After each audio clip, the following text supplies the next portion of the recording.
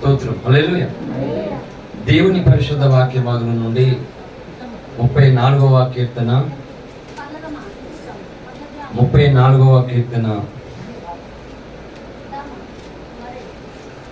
11వ వచనాన్ని చదువుకొని దేవుని యొక్క వాక్యాన్ని ధ్యానం చేసుకుందాం. 34వ కీర్తన 11వ వచనం.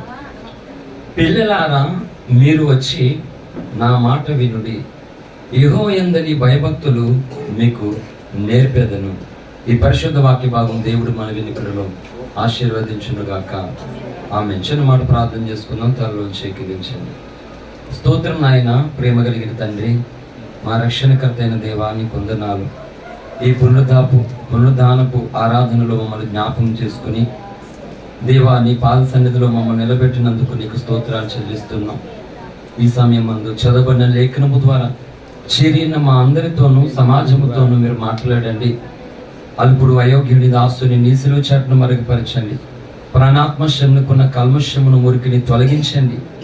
దేవా, నీవే నీ ఆత్మచేత అభిషేకించి నీ ప్రజలందరికీ మేలు కలుగునట్లుగా, అపవాది కార్యములకు లయము కలుగునట్లుగా, మీ నామమంతరికి నీ మహిమ కలుగునట్లుగా నీవే మాట్లాడమని యేసయ్య నామమున ప్రార్థిస్తున్నాం తండ్రి. ఆమేన్, ఆమేన్. హల్లెలూయా. దేవుని పరిశుద్ధ నామానికి మహిమ కలుగును గాక. ప్రభుని ఆరాధించడానికి వచ్చినటువంటి మీ అందరికీ యేసయ్య నామములో హృదయపూర్వకమైన వందనాలు తెలియజేస్తూ ఉన్నాం. అలాగే ఫేస్బుక్, యూట్యూబ్ ద్వారా మా కార్యక్రమాలను వీక్షిస్తూ పరిచర్య కొరకు ప్రార్థనలో జ్ఞాపకం చేసుకుంటున్నటువంటి సోషల్ మీడియా మిత్రులు కూడా యేసయ్య నామములో శుభవందనాలు తెలియజేస్తున్నాను. హల్లెలూయా. మంచిది. మనమందరము కూడా దేవుని యొక్క వాక్యం మీద దృష్టి పెట్టి కొద్ది నిమిషాలు దేవుని మాట వినుడికే మనం అప్పగించుకుందాం. హల్లెలూయా. దయచేసి కొంచెం ముందుకు జరిగి కూర్చోండి. అలాగే వెనక ఎవరైనా వచ్చే వాళ్ళకి అవకాశం ఇద్దాం. చదవబడినటువంటి లేఖన భాగంలో దేవుడు భక్తుడైనటువంటి దావీదు ద్వారా భూమి మీద ఉన్నటువంటి మానవాళికి తెలియపరుస్తున్నటువంటి ఒక ప్రముఖమైనటువంటి సత్యము. హల్లెలూయా. పిల్లలారా, మీరు వచ్చి నా మాట వినుడి అని మాట్లాడుతూ ఉన్నాడు. ఎందుకు మనం ఒకరి మాట వినాలి? ఈరోజు భూమి మీద ఏం జరుగుతుందంటే, ఒకరి మాట ఒకరు వినడానికి ఇష్టం లేదు.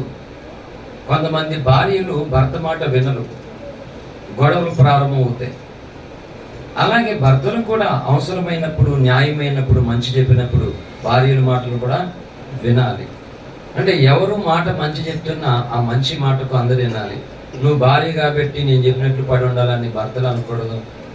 కాబట్టి నేను పోషిస్తున్నాను కాబట్టి నేను వెళ్ళకపోతే గడదు కాబట్టి నువ్వు చెప్పినట్లుగా నువ్వు ఉండాలని భార్యలు అనకూడదు. పిల్లలు కూడా తల్లిదండ్రుల మాటలు వినరు ఈ దినాలు సాధారణంగా. అలాగనే స్కూల్లోను కాలేజీలోను టీచర్ మాటలు స్టూడెంట్స్ వినరు. అలాగనే డాక్టర్ మాటలు పేషెంట్లు కూడా వినరు. సో ఒకటే చెప్తున్నాను, ఎందుకు ఒక విషయము నీ వరకు వచ్చింది, ఎందుకు నువ్వు వినాలి, వినకపోవడం వల్ల కలిగే నష్టం ఏంటి, వింటే కలిగేటువంటి లాభం ఏంటో మనం ఆలోచించాలి. ఫర్ ఎగ్జాంపుల్, అవ్వ ఆదాము లేని సమయమందు సర్పము మాట ఈజీగా వినగలిగింది, అవునా కదా? అంటే ఈరోజు జనాలు ఏం చేస్తున్నారంటే, నీకు నచ్చితే చాలు, ఎవరు చెప్పినా వింటావు, ఏదైనా వింటావు. అంటే నేను చెప్తుంది ఏంటంటే, ఇక్కడ నీ ఇష్టమే నీకు నష్టము కలుగుతుంది. గుర్తుపెట్టుకోవాలి అందరూ కూడా. నీ ఇష్టమే నీకు నాశనము కలుగుతుంది. అవ్వ తన ఇష్టమైంది, ఆ సర్పము మాట నష్టపోయింది. ఈరోజు స్త్రీలు ప్రసవవేదంతో పిల్లలు కనడానికి కారణం ఏంటంటే అవ్వ చేసిన అవిధేయత. లేకపోతే స్త్రీకి ఆ ప్రసవవేదన లేదు అసలు. ఆ అవ్వ చేసినటువంటి అవిధేయత వల్ల ప్రసవవేదన దేవుడు పెట్టాడు. ఈరోజు మానవాళి భూమి మీద పాడైపోయినది మాట. కనుక మాట వినండి అని చెప్తుంది మాట. బలులు అర్పించడం కంటే మాట వినుట శ్రేష్టం. నువ్వెన్ని పాటలు పాడినా, ఎన్ని ప్రసంగాలు చేసినా, ఎంత పొడుగు ప్రార్థన చేసినా, కానుకలు ఇచ్చినా దేవుడు మురిసిపోయేవాడు కాడు. అయినా నువ్వు దేవునికి లోబడకుండా, దేవుని మాటకు వినకుండా నీకు నచ్చినట్లుగా నువ్వు ప్రవర్తించేస్తే దేవుడు మెచ్చుకోడు.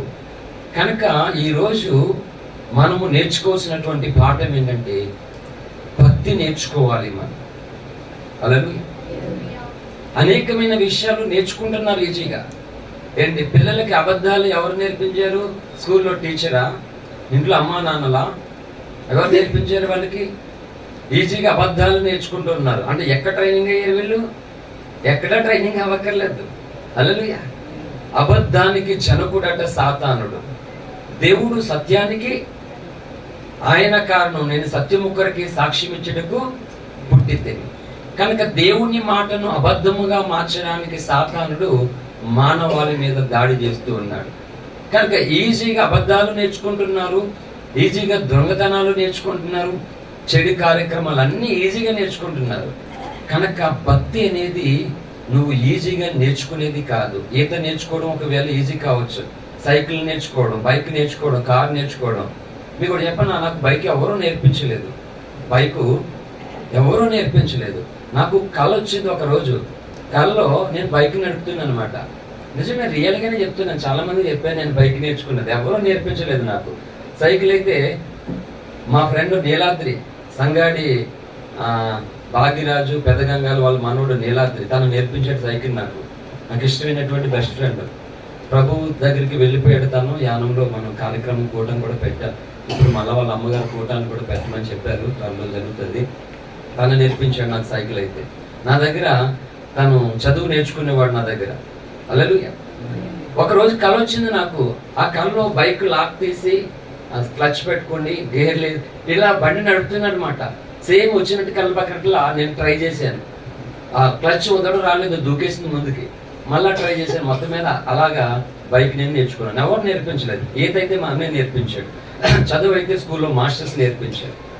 మరి భక్తి ఎలా నేర్చుకునేది అంటే, లోకంలో నువ్వు కొంచెం కష్టపడితే ఏదైనా నీకు ఈజీగా వస్తుంది, అవునా కదా? కానీ భక్తి కొంచెం కష్టపడితే వచ్చేది కాదు, కొంచెం ఇష్టపడితే కాదు. అందుకని బైబిల్ ఏం చెప్పింది తెలుసా? భక్తి సాధన చేయాలట. దేవభక్తి సాధన చేయడానికి నిన్ను నీవే దేవుడికి కనబరుచుకోవాలి, ప్రతిష్ఠించుకోవాలి, అప్పగించుకోవాలి. హల్లెలూయా. కనుక చదవబడినటువంటి లేఖనము ద్వారా మనకు దేవుడిస్తున్న సందేశం ఏంటంటే, యెహోవా యందు నీ భయభక్తులు మీకు నేర్పేదను. కనుక ఈరోజు భూమి మీద ఉన్నటువంటి మానవాళి, ముఖ్యంగా యేసుక్రీస్తును రక్షకుడిగా అంగీకరించినటువంటి దేవుని ప్రజలు భక్తి నేర్చుకోవాలి. సంఘాలలో ఉన్న వారందరూ భక్తి ఏమి నేర్చుకోలేదు, గుర్తుపెట్టుకోవాలి మీరు. రక్షణ పొందినటువంటి ప్రజలు కోట్ల మంది ఉన్నారు భూమి మీద. కానీ ఆ కోట్ల మంది ప్రజల్లో భక్తి నేర్చుకున్న వారు కొద్దిమందే ఉన్నారు. స్త్రీలని, పురుషులని, వృద్ధులని, చిన్నలని, ఆరోగ్యవంతులని, భేదవారని భేదం లేదు. కానీ యేసయ్య మీద గాఢమైనటువంటి ప్రేమతో, ఈ లోకము కంటే, ధనము కంటే, నా ఆస్తి, అందము, ఉద్యోగం, వ్యాపారం, సంపద ఇష్టము కంటే దేవునికి నేను ఇష్టంగా ఉండుటే నాకు ఇష్టము అనుకున్న వాళ్ళే భక్తి చేస్తారు. హల్లెలూయా. కనుక అన్నీ కూడా ఈరోజు చెప్పకుండా నేర్చుకోగలుగుతున్నాం. కానీ భక్తి అనేది నేర్పిస్తే గాని నేర్చుకోలేము. నువ్వు నేర్చుకోవడానికి ఇష్టపడితే గాని భక్తి నీకు అబ్బదు. చాలా మంది పిల్లలని తల్లిదండ్రులు ఎంతో కష్టపడి స్కూల్కి, కాలేజీలకి పంపిస్తున్నారు. నాకు తెలుసు కష్టం ఏంటో. ఒక వ్యక్తి స్కూల్కి వెళ్తున్నాడు, కాలేజీకి వెళ్తున్నారంటే వాళ్ళ ఇంట్లో డబ్బులు ఎక్కువైపోయి వాళ్ళని స్కూల్లో, కాలేజీలో చదివించట్లేదు. రేపొద్దుట మా పిల్లల పరిస్థితి మాకులాగా అయిపోకూడదు. మేము ఈ అడుగు మీద ఆధారపడి బతుకుతున్నాం, కూలి పని మీద ఆధారపడి బతుకుతున్నాం. కనుక రేపొద్దుట మా పిల్లలు అలా ఆధారపడకూడదు, మాకులా కష్టాలు పడకూడదు, వాళ్ళ లైఫ్లో అయినా బాగోవాలని ప్రతి వారు కూడా ఈరోజు తమ పిల్లలని కష్టపడి చదివిస్తున్నారు. అందుకొరకు వాళ్ళు నిద్రలేని రాత్రులు, కడుపు నిండా ఆహారం తెలియనటువంటి దినాలు ఎన్నో గడుపుతూ వాళ్ళని చదివిస్తుంటే తిక్క తిక్క యాసలే వేస్తున్నారు చాలా మంది. ప్రయోజకులు అవుతారా వాళ్ళు? అవ్వలేదు. నేను చెప్పాను కదా, పోయిన వారం శుక్రవారం అనుకుంటా, ఒక కూలి పని చేసుకున్నటువంటి అమ్మ వ్యక్తి కొడుకు కలెక్టర్ అయ్యాడు రీసెంట్గా మొన్న. హల్లెలూయా. రిక్షా వాడు కొడుకు డాక్టర్ అయ్యాడు, డిఎస్పీ అయ్యాడు. ఎందుకు అవుతున్నారు వాళ్ళు? డబ్బులు ఎక్కువైపోయా? కాదు కాదు. వాళ్ళు నువ్వు ఎవరైతే చదివిస్తూ ఉన్నారో వాళ్ళ కష్టము కానీ, వాళ్ళ ప్రయాసం కానీ నేను వ్యర్థము కానియను అనేటువంటి సంకల్పముతో వీళ్ళు వెళ్తున్నటువంటి స్థలాలలో కష్టపడుతున్నారు. బాబు, ప్రతి స్థలంలోనూ కూడా నిన్ను చెడగొట్టే మనుషులు చుట్టూ ఉంటూనే ఉంటారు. కానీ నువ్వు అది అర్థం చేసుకుని నిన్ను చెడగొట్టేవారెవరో, నిన్ను బాగు చేసేవారెవరో, ఇది ఆలోచించుకుని దాన్ని విచక్షణ అంటారు, కామన్ సెన్స్ అంటారు ఇంగ్లీష్లో అనమాట. ఇంగిత జ్ఞానం అంటారు. ఆ జ్ఞానానికి పని చెప్పి ఆ విధమైనటువంటి అడుగులు పలుకులు చేయాలి. హల్లెలూయా. కనుక నీకు ఇష్టమైనటువంటి సహవాసం, నీకు ఇష్టమైనటువంటి మాటలు నువ్వు తీసుకుంటే రేపొద్దుడే నష్టపోయేది నువ్వే. హల్లెలూయా. కన్నవారి కళలను మట్టిలో కలిపేస్తావో, లేకపోతే ఆ కళలను నువ్వు సాకారం చేసి వాళ్ళ కళ్ళలో ఆనంద బాష్పాలు ఇస్తావు, అది నీ చేతిలోనే ఉన్నది. నువ్వు గొప్ప ఉద్యోగస్తుడు, గొప్ప ఉద్యోగస్తురాలు, కోట్ల సంపాదించే వ్యక్తి కానక్కర్లేదు తల్లిదండ్రులకు. కానీ వారు నమ్ముకున్నటువంటి నమ్మకాన్ని నువ్వు చెడగొట్టకుండా ఉంటే చాలు. హల్లెలూయా. నువ్వు ఏ స్థితిలో ఉన్నా సరే వాళ్ళు ఉన్నత కాలం కడుపులో పెట్టుకుని చూస్తారు, గుండెల్లో పెట్టుకుని చూస్తారు. వాళ్ళ నమ్మకాన్ని నువ్వు పోగొట్టుకున్న నాడు వాళ్ళు చచ్చిపోయినటువంటి శవాలతో సమానం. నువ్వు అనుకోవచ్చు తల్లిదండ్రులు బాగానే ఉన్నారని, బాగా ఉండరు వాళ్ళు. నువ్వు అలా ఉన్నప్పుడు ఎలా బాగా ఉంటారు? ఉండరు. కనుక దేవుడు మానవాళికి చెప్తున్నాడు, పిల్లలారా పిల్లలారా రండి అంటూ ఉన్నాడు. ఎందుకు రావాలి, ఎందుకు మాట వినాలి అంటే యెహోవా యందు భయభక్తులు మీకు నేర్పేదని.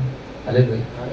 భక్తి ఎందుకు, ఎలా నేర్చుకోవాలి, ఇది టైటిల్. దీనికి ఫేస్బుక్ యూట్యూబ్ టైటిల్ ఏంటంటే భక్తి ఎందుకు, ఎలా నేర్చుకోవాలి. హల్లెలూయా. స్కూల్స్ కాలేజీలు ఉన్నాయి, ఎక్కడ పడితే అక్కడ వేసేస్తారా పిల్లల్ని స్కూల్ కాలేజీలో.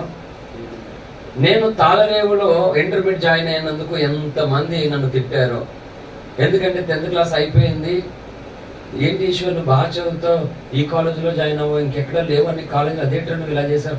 ఎంతమందో నా ఫ్రెండ్స్ కూడా, చాలా మంది నాకు తెలిసినటువంటి వ్యక్తులు కూడా, ఈ కాలేజీలో జాయిన్ అయ్యి తాళరావు కాలేజీలో నువ్వు బోల్డ్ మంది అన్నారు నన్ను. నా పరిస్థితి ఏంటి? అప్పటికే రోగంతో ఎన్నో సంవత్సరాలుగా ఎవరికి తెలియకుండా బ్రతుకుతూ ఉన్నాను. ఒక అడిగి ఇంట్లోంచి బయటికి వేసే అవకాశం లేదు. నాకు అన్న తల్లికే తెలియదు 2001 తర్వాత. కనుక ఎక్కడ దగ్గరగా ఉంటే అక్కడే జాయిన్ అవ్వాలని చదువుకున్నాను నేను. అలాగే ఇంటర్మీడియట్ కంప్లీట్ చేశాను. డిగ్రీ ఇక్కడే పక్కన ఎక్కడ ఉంటే బాగుంది అనుకున్నాను, ఎక్కడా లేదు. ఇక చచ్చినట్లు తప్పని పరిస్థితుల్లో కాకినాడకి వెళ్ళవలసి వచ్చింది. వెళ్ళి అక్కడి నుంచి ఇక్కడికి ఎలా వచ్చానో నాకే తెలియదండి అసలు. ఇక్కడ నుంచి వెళ్ళి కాలేజీలో అన్ని అవర్స్ ఎలా కూర్చున్నానో కూడా తెలియనటువంటి పరిస్థితి మాట. హల్లెలూయా. కనుక ఈ రోజు నేను చెప్తున్నాను, నువ్వు వేల లోకంలో నేర్చుకున్నది ఏదైనా సరే దుర్వినియోగం అవ్వచ్చు. చదువుకుంటున్నావు, బాగా చదువుకున్నావు, పెళ్లి చేసేసారు తల్లిదండ్రులు. మరి ఏమైంది చదువు అంటే అక్కడితో ఆపుకోవాలి తప్పదు, మరి పెళ్ళి అయింది తప్పదు. అలాగా భార్యకి ఇష్టం లేదు వ్యాపారం చేయడం, మానేసుకోవాలి తప్పదే, లేకపోతే గొడవలు రకరకాలు అవుతాయి. ఇలాగ ఈ లోకంలో ఎన్నో విషయాలు మధ్యలో ఆగిపోవచ్చు, లాభ నష్టాలు కలగవచ్చు, వ్యర్థమైపోవచ్చు. కానీ నేను చెప్తున్నాను, ఈ పరిశుద్ధ గ్రంథం అంతా ఉన్నది అక్షరాలు కాదు, ఇవి ఆత్మదేవుని యొక్క స్వారూప్యము, ఆత్మదేవుని యొక్క ప్రేమ, ఆయన మనసు ఉంది ఈ పరిశుద్ధ గ్రంథం అంతా. ఈ దేవభక్తి నేర్చుకున్న వాడు ఇహలోకమందును పరలోకమందును నిత్య ఘనతను పొందుతాడు, నిత్య ఆనందాన్ని పొందుతాడు. అంతే.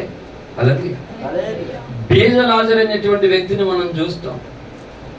మార్తా మరియముల తమ్ముడైనటువంటి లాజరు కాదు, రోగముతో కుక్కలు వచ్చి తన కృపులు నాకేటువంటి దేన స్థితిలో ఉన్న లాజరు. తను అంత ఉన్నతమైన స్థితిలో పరలోక రాజ్యానికి వెళ్ళడానికి కారణం ఏంటంటే తను నేర్చుకున్నటువంటి భక్తి. హల్లెలూయా. ఈరోజు భక్తిని నేర్చుకోవడానికి ఇష్టపడట్లేదు. ఇదే ప్రయోజనకరమైంది. నీ భౌతిక సంబంధమైనటువంటి జీవితానికి, ఆత్మ సంబంధమైన జీవితానికి కూడా ప్రయోజనకరమైనది ఈ దేవభక్తే. నువ్వు ఇదొక్కటి వదిలేసి అన్ని రంగాలలోనూ ఆరితేరిన పండితుడు కావచ్చు. ఒకరోజు ఆ రేవి దాటుతూ ఉన్నటువంటి ఒక బాటసారి రేవునావు నడిపిస్తున్నాడు. నిన్నాళ్ళు రేవదానికి అవతల కోతలకి పనులకి వెళ్ళేటువంటి వాళ్ళు కదా, నేను కూడా వెళ్ళాను కూడా. అయితే ఆ సంత మార్కెట్ సంతేస్తున్నారు కదా, అటు సైడ్ నుండి అటువైపు రేవునాము ఉండేది. అప్పుడు ఆ వంతు లేదు, అటువైపు బొడ్డు వాళ్ళంక. ఇక్కడ నుంచి నామంగా నడిపించేవారు. అందులో పడి చనిపోయినటువంటి వ్యక్తులు కూడా ఉన్నారు తెలుసా. ఇలాగా రేవునాము నడిపించుకుంటూ జీవనం కొనసాగిస్తున్నటువంటి ఒక వ్యక్తి పడవలో ఒక రోజు ఒక పంతులైన ఎక్కాడట. మధ్యలోకి చెల్లే వరకు ఈ పంతులైన అతన్ని ఇబ్బంది పెడుతూ రకరకాల ప్రశ్నలు అడుగుతుంటారు. ఏవో నీకు ఈ శాస్త్రం తెలుసా, ఏవో నీకు ఫలానా శ్లోకం తెలుసా, ఎలా బతుకుతారా నువ్వు, ఎలా బతుకుతావు, దీని మీద ఆధారపడి బతుకుతారా నువ్వు అని అతన్ని చాలా కించపరుస్తూ హీనంగా నీచంగా రకరకాలుగా మాట్లాడతాడట. కరెక్ట్గా ఆ నడి భాగంకి వెళ్ళిందంట పడవ. వెళ్ళిన తర్వాత పంతులు గారు, నాకు ఏ శాస్త్రం తెలియదు, అయినా నేను బ్రతికేస్తాను దీన్ని నమ్ముకుని, గంగమ్మ తల్లి నమ్ముకుని, నీకు ఈత శాస్త్రం తెలుసా అన్నాడట. అదేంటో నాకు అన్ని శాస్త్రాలు తెలుసు కానీ ఈ శాస్త్రం ఏమీ తెలియదు అన్నాడట. ఏమీ లేదా, నీకు అయితే ఈ శాస్త్రం కనబడుతుంది చూడు, నువ్వు నేర్చుకోక్కర్లేదు, అదే నీకు నేర్పించేది. ఏమీ లేదు పంతులు గారు, కరెక్ట్గా మనం నడి భాగంలోకి వచ్చాము. కొద్ది క్షణాలలో నాకు అన్ని తెలియనటువంటి శాస్త్రాలతో నాకేమీ నష్టం లేదు, కానీ నాకు తెలిసినటువంటి ఈత శాస్త్రంతో ఈ మునిగిపోతున్న పడవల నుండి నేను దరికి సురక్షితంగా చేరగలను. నువ్వు అన్ని శాస్త్రాలు తెలిసి ఈత శాస్త్రం తెలియలేనందువల్ల ఈ పడవ చిల్లుపడి నీళ్లు నిండుతూ ఉన్నాయి. కొద్ది క్షణాలలో ఈ పడవ మునిగిపోతూ ఉంది. కనుక నీ శాస్త్రం నిన్ను రక్షిస్తుందేమో, ట్రై చే బాయ్ అని చెప్పేసి దాన్ని దూకి వెళ్ళిపోయాడట. ఈ పంతులు ఆయన మునిగిపోయి చచ్చిపోయాడు. హల్లెలూయా. అక్కడ నీళ్లు ముంచేవి నీళ్లు, హల్లెలూయా, దాహము తీర్చేవి నీళ్లు లేకపోతే పని లేదు. దేవుని వాక్యము ఉతక స్నానం అంట. దేవుని వాక్యము నిర్మల క్షీరం అంటారు. పాలతో పోర్చబడింది వాక్యము, నీళ్లతో పోర్చబడింది వాక్యము, అగ్నితో పోర్చబడింది వాక్యము, ఆహారముతో పోర్చబడింది వాక్యము, తేనెతో పోర్చబడింది అన్నిటితో వాక్యం పోర్చబడింది. హల్లెలూయా. కనుక చాలా మంది మనం ఏడిస్తే కంట్లోంచి ఏమొస్తుంది? నీళ్ళే వస్తాయి. అయితే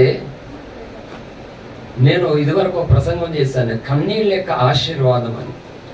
అంటే కన్నీళ్ళలో ఆశీర్వాదం అనేది మనకు ఉంది. అంటే నీలో నుండి వచ్చేటువంటి కన్నీళ్లను చూసి దేవుడు ఆశీర్వదించాలి. అది శిలోహు మందిరంలో అన్నా కార్చిన కన్నీరు తనకి గర్భఫలము కలగజేసింది. అది యొబ్బేకు రేవు దగ్గర యాకోబు కార్చినటువంటి కన్నీళ్లు ఆ మోసకరమైన జీవితం నుండి మార్పు పొంది దేవుని కృప పొందిన ధన్యుడైపోయాడు. ఈ రోజు చాలా మంది నీ కన్నీళ్లు ఎలా ఉన్నాయంటే, కన్నవారిని, కట్టుకున్న వారిని, తోబుట్టులని, సేవకులను, సంఘాలను కన్నీళ్లు పెట్టిస్తూ ఉంటారు చాలా మంది. అది ఆశీర్వాదమా నీకు? లేదు. నీ ఎదుగుదల చూసి, నీ జీవితాన్ని చూసి వాళ్ళ కళ్ళల్లో కన్నీరు ఎలా రావాలి తెలుసా? ఆనంద బాష్పాలుగా రావాలి. హల్లెలూయా. నువ్వు చిన్నవాడవే కావచ్చు, చిన్నదానవే కావచ్చు, కానీ నీ మెచ్యూరిటీని బట్టి, నీ పరిపక్వతను బట్టి అవతల పెద్దలకు కూడా కన్నీళ్లు రావాలి. అంటే ఎంత ఎదిగిపోయేవా నువ్వు అని కన్నీళ్లు రావాలన్నమాట వాళ్ళకి.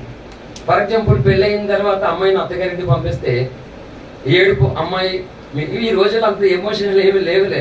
హల్లెలూయా. నిజమే, ఇప్పుడు ఏమీ లేవు. ఎందుకంటే పెళ్ళవక ముందే ఫోన్లు, పెళ్ళవక ముందే పార్కులు, పెళ్ళవక ముందే బీచ్లు. ఎమోషనల్ ఏమంటే ఎంత త్వరగా మూడు పడి అంత త్వరగా వెళ్ళిపోతాయని ఎక్కువ ఉన్నాయి. ఎక్కువ మంది అలా ఉన్నారు, తక్కువ మంది కొంచెం మరీ ప్రేమ లేకుండా ఎవరు ఉండండి. హల్లెలూయా. నా పెంపకంలో పెరిగితే ఖచ్చితంగా ఉంటాయి ఎమోషనల్ అన్నీ. హల్లెలూయా. కాబట్టి ఏడ్చుకుంటూ ఎలలేక వెళ్ళి, మొన్న ఒక చోట పెళ్లి జరిగింది, అది లైవ్ లో పెట్టారు ఫేస్బుక్ లో. ఇద్దరు అన్నలు, తండ్రి, ఈ కూతురు, నలుగురు కలిపి ఘోరమైన ఏడుపు ఏడుస్తున్నారు. నాకు తెలిసి అంటే చాలా కాలం తర్వాత నేను చూస్తున్నాను, అంత ఏడుపు ఎవరు ఏడని చూడలేదు. నేను ఎంతోమంది ఆడపిల్లలు పెళ్ళి అయిపోతుంటే ఏడ్చేవాడిని. ఎందుకు? చెల్లి వాళ్ళు ఎవరు అనుకుంటారు, వాళ్ళని ఇష్టమైన అమ్మాయి పెళ్ళి అయిపోయి వెళ్ళిపోతుంటే ఏడుద్దని అనుకుంటారు మళ్ళా. హల్లెలూయా. ఏదన్నా క్లారిటీ లేకపోతే మళ్ళీ మీరు కలగరం అంటూ ఉండేస్తారు. మీరు అయ్యో ఉన్న పాస్టర్లో పాపం ఎంత అని చెప్పి. హల్లెలూయా. యేసయ్య కొరకు నా ఇష్టాన్ని నేను వదిలేసుకున్నాను ఎన్నో. హల్లెలూయా. సో ఘోరంగా ఏడుస్తున్నారు ఆ తండ్రి గారు, ఇద్దరు అన్నదమ్ములు. వాళ్ళు ఏడుపు చూసి అమ్మాయి ఏడుతుంటే పెళ్లి కొడుకు కూడా ఏడ్చేస్తాడు. అంటే ఇంత ప్రేమతో పెరిగిన ఈ అమ్మాయి, ఇంత ప్రేమతో పెంచిన అన్నదమ్ములు, తల్లిదండ్రులు వీరి నుండి నా దగ్గరికి వస్తుంటే అయ్యో పాపం అని ఆ పెళ్లి కొడుకు వాడిని ఓదారుస్తున్నాడు. అంటే పెళ్లి కొడుకు కూడా వాడిని ఓదారుస్తున్నాడంటే వాళ్ళ కన్నీళ్లు అంత విలువైనవి, వాళ్ళ ప్రేమ అంత ఉన్నతమైనదని అర్థం. ఈరోజు ఎక్కడ గుర్తిస్తున్నారండి కన్నీళ్లు? ఈరోజు ఎక్కడ గుర్తిస్తున్నారు ప్రేమను? ఏమి లేదు. నీకు ఎవరి గుర్తింపు, ఎవరి ప్రేమ, ఎవరి ఆలోచన అవసరమే లేదు.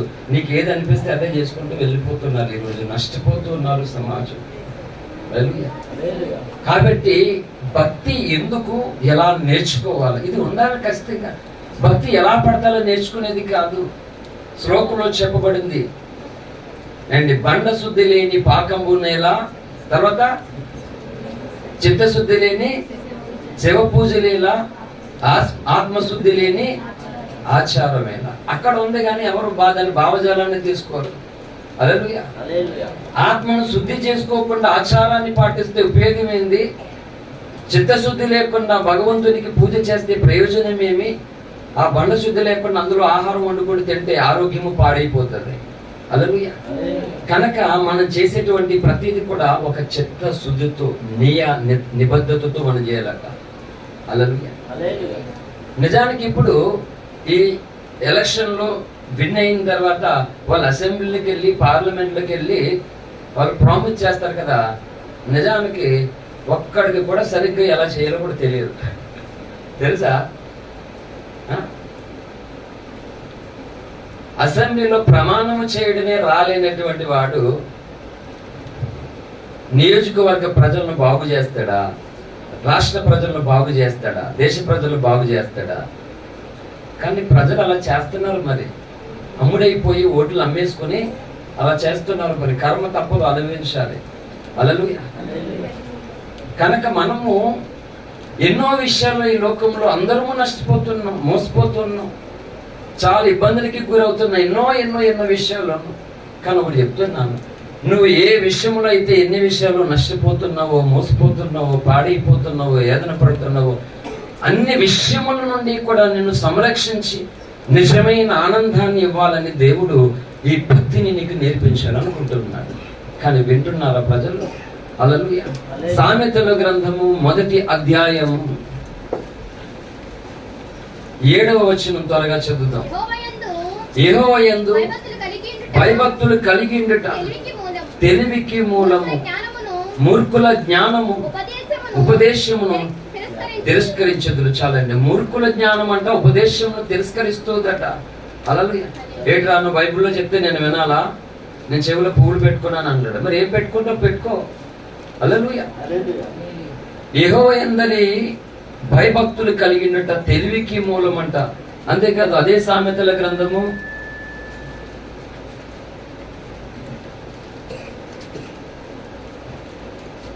2వ అధ్యాయము 5వ వచనం. యెహోవాయందు భయభక్తులు కలిగినట ఎట్టిదో నీవు గ్రహించెదవు. దేవుని గూర్చిన విజ్ఞానము నీకు లభించును. యెహోవా జ్ఞానం ఇచ్చేవాడు, తెలివియు విమోచనయు ఆయన నోటి నుండి వచ్చును. ఆ రెండు ఒకటే అన్నాడు. చూడండి, నా కుమారుడా, నీవు నా మాటలను అంగీకరించి నా ఆజ్ఞను నీ యొద్ద దాచుకుని ఎడల జ్ఞానమునకు అభ్యసించిన ఎడల తెలుగుకై మొరపెట్టిన ఎడల వివేచనకి మనవి చేసిన ఎడల వెండిని వెతికినట్లు దాన్ని వెతికిన ఎడల దాచబడిన ధనమును వెతికినట్లు దాన్ని వెతికిన ఎడల యెహోవాయందలి భయభక్తులు కలిగినట్టు ఎట్టిదో నీవు గ్రహించెదవు. హల్లెలూయా. ఏదో అనుకుంటున్నారు, దేవుని యందలి భయభక్తులు కలిగి ఉంటే నాకేమొస్తుందట అంటే ఒకటే, దేవుని యందలి భయమే నీకు జ్ఞానం ఇస్తుంది, దేవుని యందలి భయమే నీకు ఆశీర్వాదం ఇస్తుంది, దేవుని యందలి బలమే నీకు ఆనందాన్ని సమాధాన్ని కలగజేస్తుంది. దేవుని యందలి భయమే చెడుతనము నుండి నిన్ను రక్షిస్తూ ఉంది. సామెతల గ్రంథం 3వ అధ్యాయము 7వ వచనం. నేను జ్ఞానిని కదా అని నీవు అనుకునవద్దు. యెహోవాయందలి భయభక్తులు కలిగి చెడుతనము విడిచిపెట్టము, అప్పుడు నీ దేహమునకు ఆరోగ్యమును నీ ఎముకలకు. హల్లెలూయా. చాలండి. యెహోవాయందలి భయము ఇన్ని పాఠాలు నేర్పిస్తుంది. కనుక మన మూలవాక్యం ఇస్తున్నటువంటి పిలుపు ఏంటంటే, నా పిల్లలారా మీరు వచ్చి నా మాట వినుడి. హల్లెలూయా. అంటే మనం దేవుని మాట వినాలంటే ఫస్ట్ ఏం చేయాలి చెప్పండి? చెప్పండి. ముందు రావాలండి, మాట వినేటువంటి స్థలానికి రావాలి. స్వరం ఎక్కడైతే వినబడుతుందో అక్కడికి రావాలి. అందుకే ప్రభు ఏం చెప్పాడు? యాకోబు పత్రిక 4:8 అండి, దేవుని యొద్దకు రండి, అప్పుడు ఆయన మీ వద్దకు వచ్చాను. ఖచ్చితంగా వస్తాడు దేవుడు నీతో నాతోను. ఇశ్రాయేలును కాపాడేవాడు కొనుకుడు నిద్రపోడని వాక్యము రాయబడిందంటే అది ఒట్టి మాట కాదు. ఈరోజు ఆలోచించండి, మనం వెళ్తున్న స్థలాలలో, మనం చేస్తున్నటువంటి పనులలో ఎన్నో ప్రమాదాలు మన చుట్టూ జరుగుతూ ఉన్నాయి. అయినా మనం వెళ్ళి క్షేమంగా మనం వచ్చామంటే మన జ్ఞానం వల్ల కాదు, దేవుడు అనుక్షణం మనల్ని కాపాడుతూ ఉన్నాడు. ఆయన కాపాడుతున్నాడు వల్ల మనం వస్తున్నది మనం గుర్తించడం లేదు. ఎన్నో సార్లు నీ పక్కన భయంకరమైన ప్రమాదాలు జరిగాయి, అక్కడ నువ్వు ఉన్నప్పటికీ నీకు ప్రమాదం కలగలేదు. ఎన్నోసార్లు పడిపోయాం ఏంటి, కానీ దేవుడు నిన్ను స్వల్ప గాయాలతో కాపాడాడు. ఎన్నో ఘోరమైనటువంటి స్థితి నుండి దేవుడు నేను రక్షించాడు. లేకపోతే ఎన్నో ప్రమాదాల్లో మనం పడితే ఎంత నష్టపోదామో, మనమే ఉండేవాళ్ళం కాదు. గుర్తించట్లేదు దేవుని ప్రేమను, దేవుడు నిన్నెంత ప్రేమిస్తూ ఉన్నాడో, దేవుడు నిన్నెంత కాపాడుకుంటున్నాడో గుర్తించడం లేదు. ఈరోజు ప్రజలు దేవుని వద్దకు రావడానికి టైం లేదు, ఇష్టపడట్లేదు. ఒక భక్తుడు అన్నాడు, నీవు సండే విశ్వాసవా మండే విశ్వాసవా అని. నువ్వు ఎలాంటి వ్యక్తివి నువ్వు చెప్పు. ఇప్పుడు నువ్వు సండే విశ్వాసవా మండే విశ్వాసవా అంటే ఏమనుకోండి, ఏంటక్క వావ్ సూపర్, చూసావా ఇంగ్లీష్ కూడా అర్థమైపోతుంది. హల్లెలూయా. నీకు ఒకటి తెలుసా, జోసెఫ్ తోటి వెంబడిస్తే నీకు ఏదైనా అర్థమైపోతుంది ఖచ్చితంగా. హల్లెలూయా. మండే MONDAY మండే సోమవారం కాదు, SEN సండే ఆదివారమే కానీ మండే సోమవారం కాదు ఇక్కడ. అంటే సండే విశ్వాసమా మండే విశ్వాసం అంటే నువ్వు ఆదివారం పోతే దేవుని దగ్గరికి వెళ్ళేటువంటి విశ్వాసవా, లేకపోతే దేవుని కొరకు ఈ భూమి మీద మండుచున్న విశ్వాసవా? Not Monday. మండే మీన్ మండుచు ప్రకాశించడము. యోహాను సువార్త 5వ అధ్యాయము 35వ వచనం. త్వరగా చదవండి అమ్మా. యోహాను 5:35. అతడు మండుచు. హల్లెలూయా. ఏమో దొరికిందా లేదా?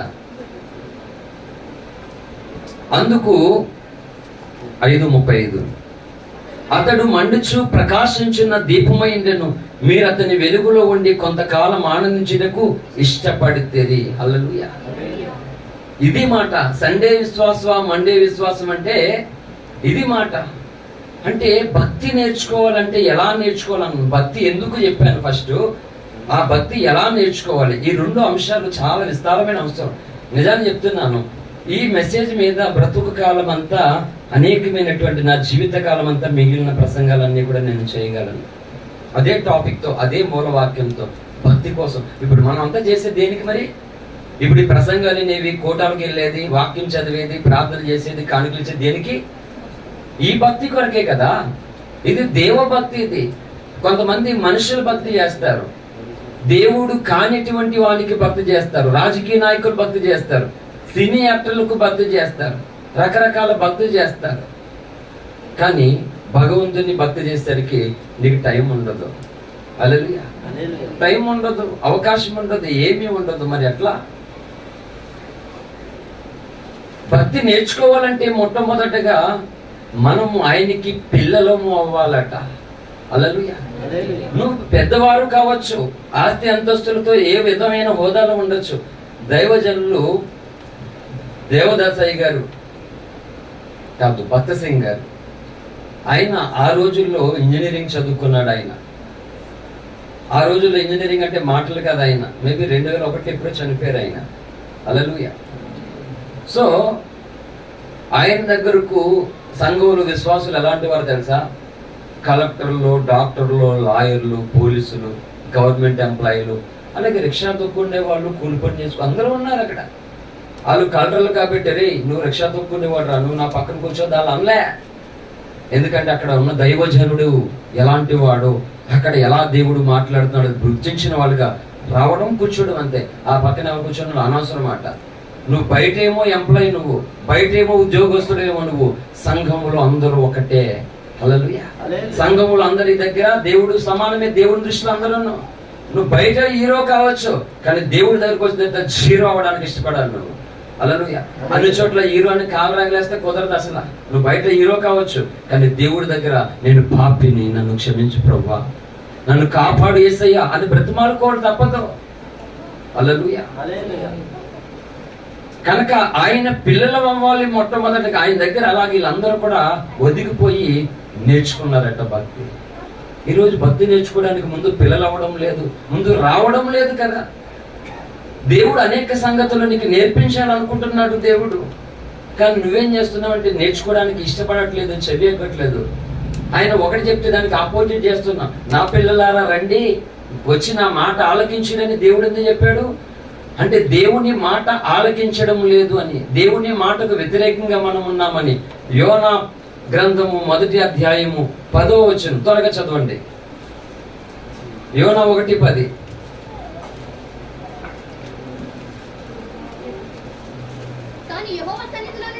తాను యెహోవా సన్నిధిలో నుండి పారిపోవచ్చున్నట్టు అతడు ఆ మనుషులకు తెలియచేసి ఉండేను. చాలండి.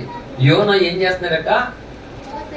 యెహోవా సన్నిధిలో నుండి పారిపోతున్నాడు. ఏమైంది యోనా? ఎందుకు పారిపోతున్నావు యెహోవా సన్నిధిలో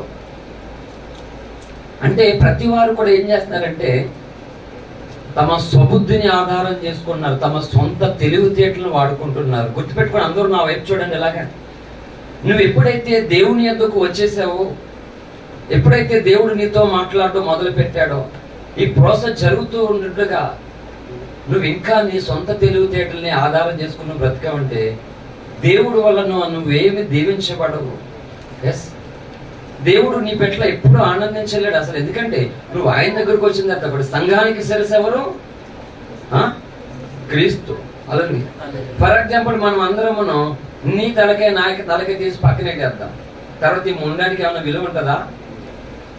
మొండానికి ఏమి విలువ లేదు, తలకే తీసేస్తే. మరి నువ్వు నేను కూడా అసలు తలకే, అసలు శిరస్సు క్రీస్తు. ఆయనను పక్కన పెట్టి ఈ మొండం తోటి ఇది అందమైన మొండు, ఇది తెల్ల మొండు, ఇది హైట్ మొండు, ఇది బాగా బలిసిన మొండు, ఇది డబ్బున్న మొండు, ఇది ఆరోగ్యం ఉన్న మొండు, ఇది ఉద్యోగం ఉన్న మొండు. ఏంటి ఇది? మొండమే కదా. ఏదైతే ఏంటి, ఒక వ్యక్తి చచ్చిపోయిన తర్వాత ఇప్పుడు ఏం చెప్తారు చెప్పండి అందరూ? Dead body.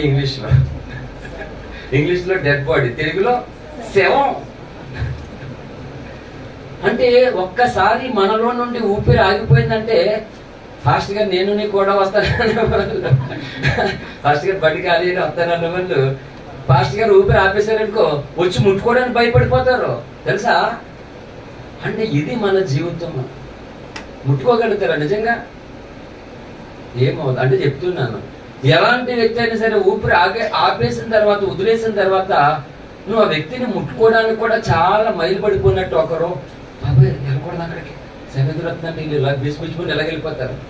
ఏంటి పీత మాకు ఎలాగెడుతుంది, అది అలాగే వెళ్తుంది. శవం ఎలాగొస్తుంటే మాకు ఎలాగెడతారు వీళ్ళు. ఏమైందో శవానికి ఎదురెళ్తే నేను బండి తీసుకుని గుమ్మాలు కరెక్ట్గా కిందకి వెళ్ళేసరికి కొంతమంది చెంబట్టుకుని అక్కరు, చేతట్టుకుని అక్కరు, ఒక్కొక్కరు ఎదురు వస్తుంటారు. వాళ్ళు అక్కడ ఆగిపోతారు. అంటే వాళ్ళు మనిషి మనసుతో ఆగిపోతారు అక్కడ. అలాగా నేను కూడా అక్కడే ఆగిపోతాను. ముందు రా నువ్వు అంటాను. ఎక్కడికి వెళ్తున్నావు బాబు? వెళ్ళి బాబు, నేను అనవసరంగా. ఎవరు చెప్పారు అసలు? నా తల్లి కూడా విధురాలే, నువ్వు నా తల్లి లాంటి దాన్ని. రా ముందా, టైం అయిపోతుంది, లేట్ అయిపోతే కారణం నువ్వే అన్నాను. ఎవరు చెప్పాడమ్మా ఇవన్నీ? నేను చదువుకున్నాను, నేను అజ్ఞానంగా లేను. మూర్ఖుడికి చెప్పాలి ఇలా వేయవద్దని, మళ్ళీ నన్ను మూర్ఖులు చేయాలనుకున్నావా? రా. మనుషులు మనకి రకరకాల పనులు ఉంటాయి, నువ్వు తప్పదు పనులు చేసుకున్నప్పుడు. ఎవరు చెప్పారు నీకు ఇలాగా అడ్డు వస్తే వెళ్ళకూడదు రాదని? నాకు అటువంటి సెంటిమెంట్స్ ఏం లేవు. పిల్లి అడ్డు వచ్చినా, పుల్ అడ్డు వచ్చినా, సింహ అడ్డు వచ్చినా వెళ్తాను నేను ముందుకి. నువ్వు మనిషివు కదా బాబు అని పిలిచావు కదా, అందుకంటే ఏం కావాలి? ఆ పిలుపులోనే ఎంతో ప్రేమ ఇచ్చావు. నీళ్ళంటోలే కదా నాకు కావాల్సింది. మరి ఎందుకు పారిపోతానో? రా, లేట్ అయిపోతుంది. నేను ముందు అనమాట, వాళ్ళు వచ్చే వరకు కూడా నేను కదలను అసలు. నాకు అటువంటి సెంటిమెంట్స్ ఏమీ లేదు దేవుడి కొరకు పెట్టి. హల్లెలూయా. యోనా యెహోవా సన్నిధిలో నుండి పారిపోతూ ఉన్నాడట. కారణం ఏంటి? దేవుడేమో నినేవేకి వెళ్ళి సువార్త ప్రకటించమన్నాడు, ఈయనేమో తర్షీసుకి వెళ్ళిపోతున్నాడు, పారిపోతూ ఉన్నాడు. ఈ రోజు దేవుడు ఎందుకు నిన్ను రప్పించాడు? దేవుడి ఎందుకు ఎందుకు రక్షణ పొందేలా దేవుడు చేశాడు నిన్నంటే దేవుడిని విడిచి పారిపోవడం కొరక. క్రైస్తవ సమాజం ఆలోచించాలి ఈ రోజు. అందుకే సండే విశ్వాసవా మండే విశ్వాసం నువ్వు ఆలోచించుకోవాలి. పారిపోతున్నావు దేవుడిని సన్నిధిని విడిచి. ఒక మాట చెప్తున్నాను, యోనా భక్తుడే కాడ చెప్పండి, దేవుణ్ణి ప్రేమించేవాడా కాడ చెప్పండి, కానీ భక్తుడే అయినప్పటికీ దేవుని సన్నిధిని విడిచి పారిపోతున్నందుకు తగిన మూల్యం పొందాడు తను. నువ్వు భక్తురాలంటే, అసలైన తెలివైన భక్తురాలు ఏం చేస్తాడు సార్? నువ్వు ఎలాంటి స్థితిలో ఉన్నా సరే, యెహోవాయే నీకు శరణము, దేవా నేను నీ శరణొచ్చి ఉన్నాను అని ఆయన పాదాల దగ్గరికి వెళ్ళిపోవాలి.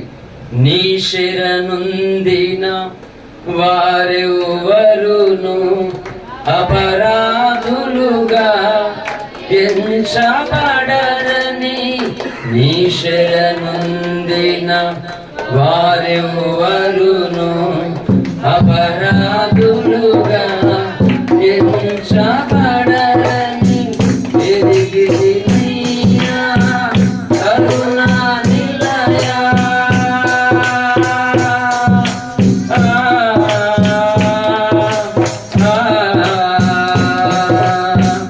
ఎరిగితినయ్యా కరుణా నిలయా శరణని వేడిని నినరను నమ్ముచు నిన్ను సేవించెదనయ్యా. ప్రేమమయా యేసయ్యా నిన్ను సేవించెదనయ్యా. ప్రేమమయా యేసయ్యా ఇంతవరకు నన్ను కాచిన విభుడా, ఇంతవరకు నన్ను కాచిన విభుడా, పాపరహితుడా పతితుల హితుడా, పాపరహితుడా పతితుల హితుడా నిన్ను సేవించెదనయ్యా. ప్రేమమయా యేసయ్యా. ఇది దావీదు అనుభవం. ఏంటి, ప్రతి వ్యక్తి జీవితంలోనూ కొన్ని లోపాలు, కొన్ని తప్పిదములు, కొన్ని అవివేయత, కొన్ని అక్రమాలు, కొన్ని అజ్ఞాన కృతములు అనేవి ఉంటాయి ఖచ్చితంగా. ఎన్నోసార్లు చెప్పాను, ఏ లోపము గాని ఏ తప్పు గాని రవంత లేనివాడు దేవుడు, అన్ని లోపములతో అన్ని తప్పిదములతో ఉన్నవాడు సాతానుడు, కొంత మంచి కొంత చెడు ఉన్నవాడు మనిషి, వాడు భక్తుడు అవుతాడు అన్నమాట. అలాగే దేవుని సన్నిధిలో నుండి పారిపోతూ ఉన్నావా నువ్వు? అంటే నేను రాకూడదు దేవుని దగ్గరికి, నాలాంటి వాడు రాకూడదు, నాలాంటిది రాకూడదు అని అంటున్నారు. మరి ఎవరి దగ్గరికి వస్తావు? పోనీ చెప్పి ఎలాంటి వాళ్ళ దగ్గరికి వెళ్తావో? సారా దుకాణం దగ్గరికి వెళ్తావా? పోనీ శుద్ధురాలు అవడానికి వెళ్తావా? పోనీ తాడిచేటి దగ్గరికి వెళ్తావా? పోనీ యేసు దగ్గరికి ఎందుకు తెలుసా? ఆయన పాపరహితుడు అట, పాపము లేనటువంటి పరిశుద్ధుడు ఆయన, పాపులను పరిశుద్ధులుగా మార్చే దేవుడు. ఎంత అద్భుతమైన వర్ణ భక్త దైవజనులు రంజితోఫిరి గారు గానం చేసినటువంటి పాట ఇది. దావీదు భక్తుడి అనుభవం ఇది. నీ శరణు పొందిన వారెవరును అపరాధులుగా ఎంచబడరని. హల్లెలూయా. న్యాయస్థానం వారు కూడా చట్టసభల్లో న్యాయస్థానంలో తప్పు ఒప్పేసుకున్నటువంటి వారికి శిక్ష తగ్గిస్తుంది. మన దగ్గరకు మన మీటింగ్ లో దైవజనులు జైపాల్ గారు, కొండా శ్రీనివాస్ గారు కాకినాడలో రౌడీ షీటర్గా ఒక మనిషిని నరికేసి చంపేసినటువంటి రౌడీ షీటర్గా 25 సంవత్సరాలు యావజ్జీవ కారాగార శిక్ష విధించబడింది ఆయనకి. కానీ ఆయన ఎన్ని సంవత్సరాలు ఉన్నాడని ఇప్పుడు చెప్పండి. ఆయన ఆనందంలో మర్చిపోయాను. అవునా? 10 సంవత్సరాల శిక్ష ఆయనకి ఎన్ని సంవత్సరాలుగా మారిపోయింది? 5 సంవత్సరాలుగా. హల్లెలూయా. 5 సంవత్సరాలుగా మారిపోయి మాటలేనా? ఇంకా బ్రతిక అయిపోయింది 10 సంవత్సరాలు అంటేనే. ఏంటి పుట్టిన కుర్రాన్ని ఎట్టేవంటి 10 సంవత్సరాలు గడ్డాల మేసలు వచ్చి ఈడేవాడు అనుకుంటా. 10 సంవత్సరాల తర్వాత ఇంటికి వచ్చేది ఒకవేళ ఈడేవాడు ఈడు అనుకుంటా అన్నమాట. నాన్న నేను రా, నువ్వెవడు అంటే ఎలా తగ్గిపోయింది ఆయనకి జైల్లో? దేవుడు జైల్లో దేవుని మాటకు లోబడ్డాడు, జైల్లో దేవుని మాట విన్నాడు. కనుక ఈయన వల్ల మళ్ళా నా భార్యను నేను కలుసుకోగలను. నిజంగా ఏడుపు వచ్చింది ఆయన సాక్షి ఉన్నప్పుడు. ఎందుకంటే ఆయన బయటికి జైల్లోంచి రాగానే ఏమడిగాడు? మొదటి మాట, నా భార్య ఎక్కడ ఉందని. చాలా నాకైతే ఏడుపు వచ్చింది ఆ మాట. అంటే తను మోసం చేశాడు, బాధ పెట్టాడు, ఇబ్బంది పెట్టాడు. మార్పు నందున వాడుగా అయ్యో నన్ను నమ్మి నా కొరకు అందరినీ విడిచిపెట్టి వచ్చేసిన నా భార్య ఎక్కడ ఉందని. అది ఎంత బాధ అండి. ఎంతసేపు మనకి ఏడుపులు సినిమాల్లోనూ సీరియల్లో వచ్చేదానికి ఏడుపులు వస్తాయి మనకి. ఎందుకు? రోగాలు కొని తెచ్చుకోవడానికి. రియల్ లైఫ్ లేవా? ఒక బైబిల్ ఓపెన్ చేసి ఒక భక్తుడి జీవితాన్ని చదువు, అది ఒరిజినల్ ఏడుపు. ఆ ఏడుపుకి నీకు మారు మనసు వస్తుంది, అభిషేకం వస్తుంది, ఆశీర్వాదం వస్తుంది. పనికిమాల స్థలాలలో ఏడుపులు వచ్చి ఏంటి? ఆరోగ్యం పాడైపోతుంది, డబ్బులు వేస్ట్ అవుతుంది. ఏడడం వరకు టీవీ కొనాలి, వీళ్ళకి పెద్ద టీవీ. దేనికి? ఏడడం వరకు. మామూలుగా ఏడడం రావట్లేదంటే రావట్లేదు. మామూలుగా ఎడితే ఊరుకుంటుంది, తట్ట పుట్ట సర్దేసుకుని వెళ్ళిపోతుంది. పెళ్ళైన కొత్తలో పాస్టర్ గారు చెప్పాడట, అమ్మాయి పెళ్ళైన తర్వాత ఎన్నో ఇబ్బందులు వస్తాయి, ఎన్నో కష్టాలు వస్తాయి, మనం సర్దుకుపోవాలని చెప్పారట. పెళ్ళైన తర్వాత తల్లిదండ్రులు కూడా చెప్పారట, అత్తమామలు చెప్పారట, ఎన్నో వస్తాయి సర్దుకుపోవాలని చెప్పారట. ఈ అమ్మాయి బాగా గుర్తుపెట్టుకుందంట. కష్టం వచ్చిందంట. కష్టం వచ్చిన సూట్ కేసు అప్పుడు బయటకు వచ్చిందంట.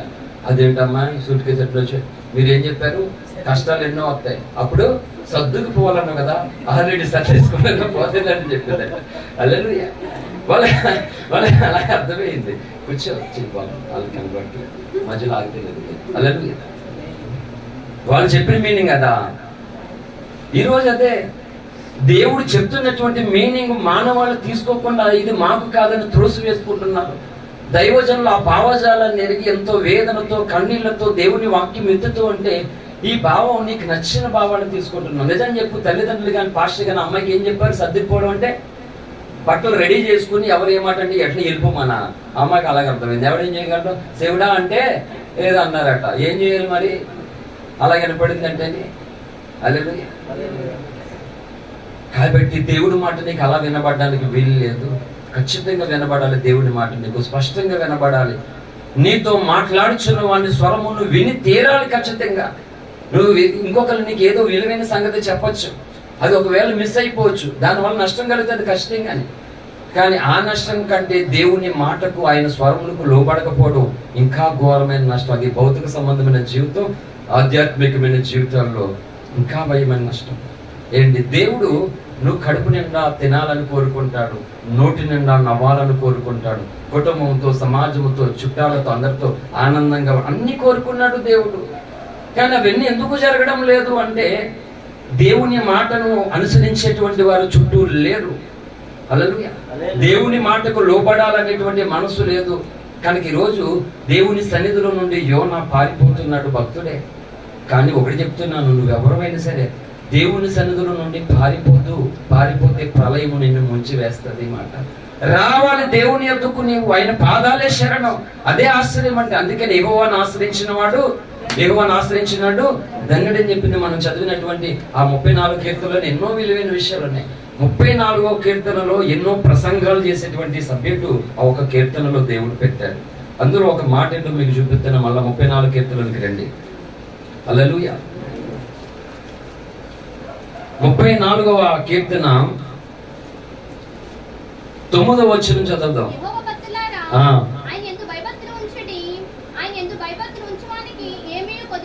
చాలండి. 9వ వచనం ఏం చెప్తున్నాడండి, యెహోవా భక్తులారా. ఎవరట? భక్తులే, యెహోవా భక్తులే. యెహోవా భక్తులు ఏం చేయాలట? అదేటో మరి, ఆయన యందు భయభక్తులు ఉంచుడి అంటే భక్తులు అయిపోయారు, అయినా సరే భయభక్తులు ఉంచాలి. చాలా మంది అనుకుంటున్నారు, చిన్నప్పుడు ఏమి చదువుకోలేనప్పుడు శివుడు ముక్కేసుకుని ప్యాంట్ లేకుండా తిరిగినప్పుడు, ఒరే అమ్మ కొట్టుకడికి వెళ్ళి కాకరకాయలు తీసుకురారంటే వెళ్ళి అంకుల్ కాకరకాయలు ఎవరా అని వెళ్ళేవాడు ఉంటా. ఇప్పుడు వీడు స్కూల్కి వెళ్ళిపోయాడు, శివుడు ముక్కుపోయింది, ప్యాంట్ వేసుకున్నాడు, సూట్ వేసుకున్నాడు, అన్ని వేసుకున్నాడు.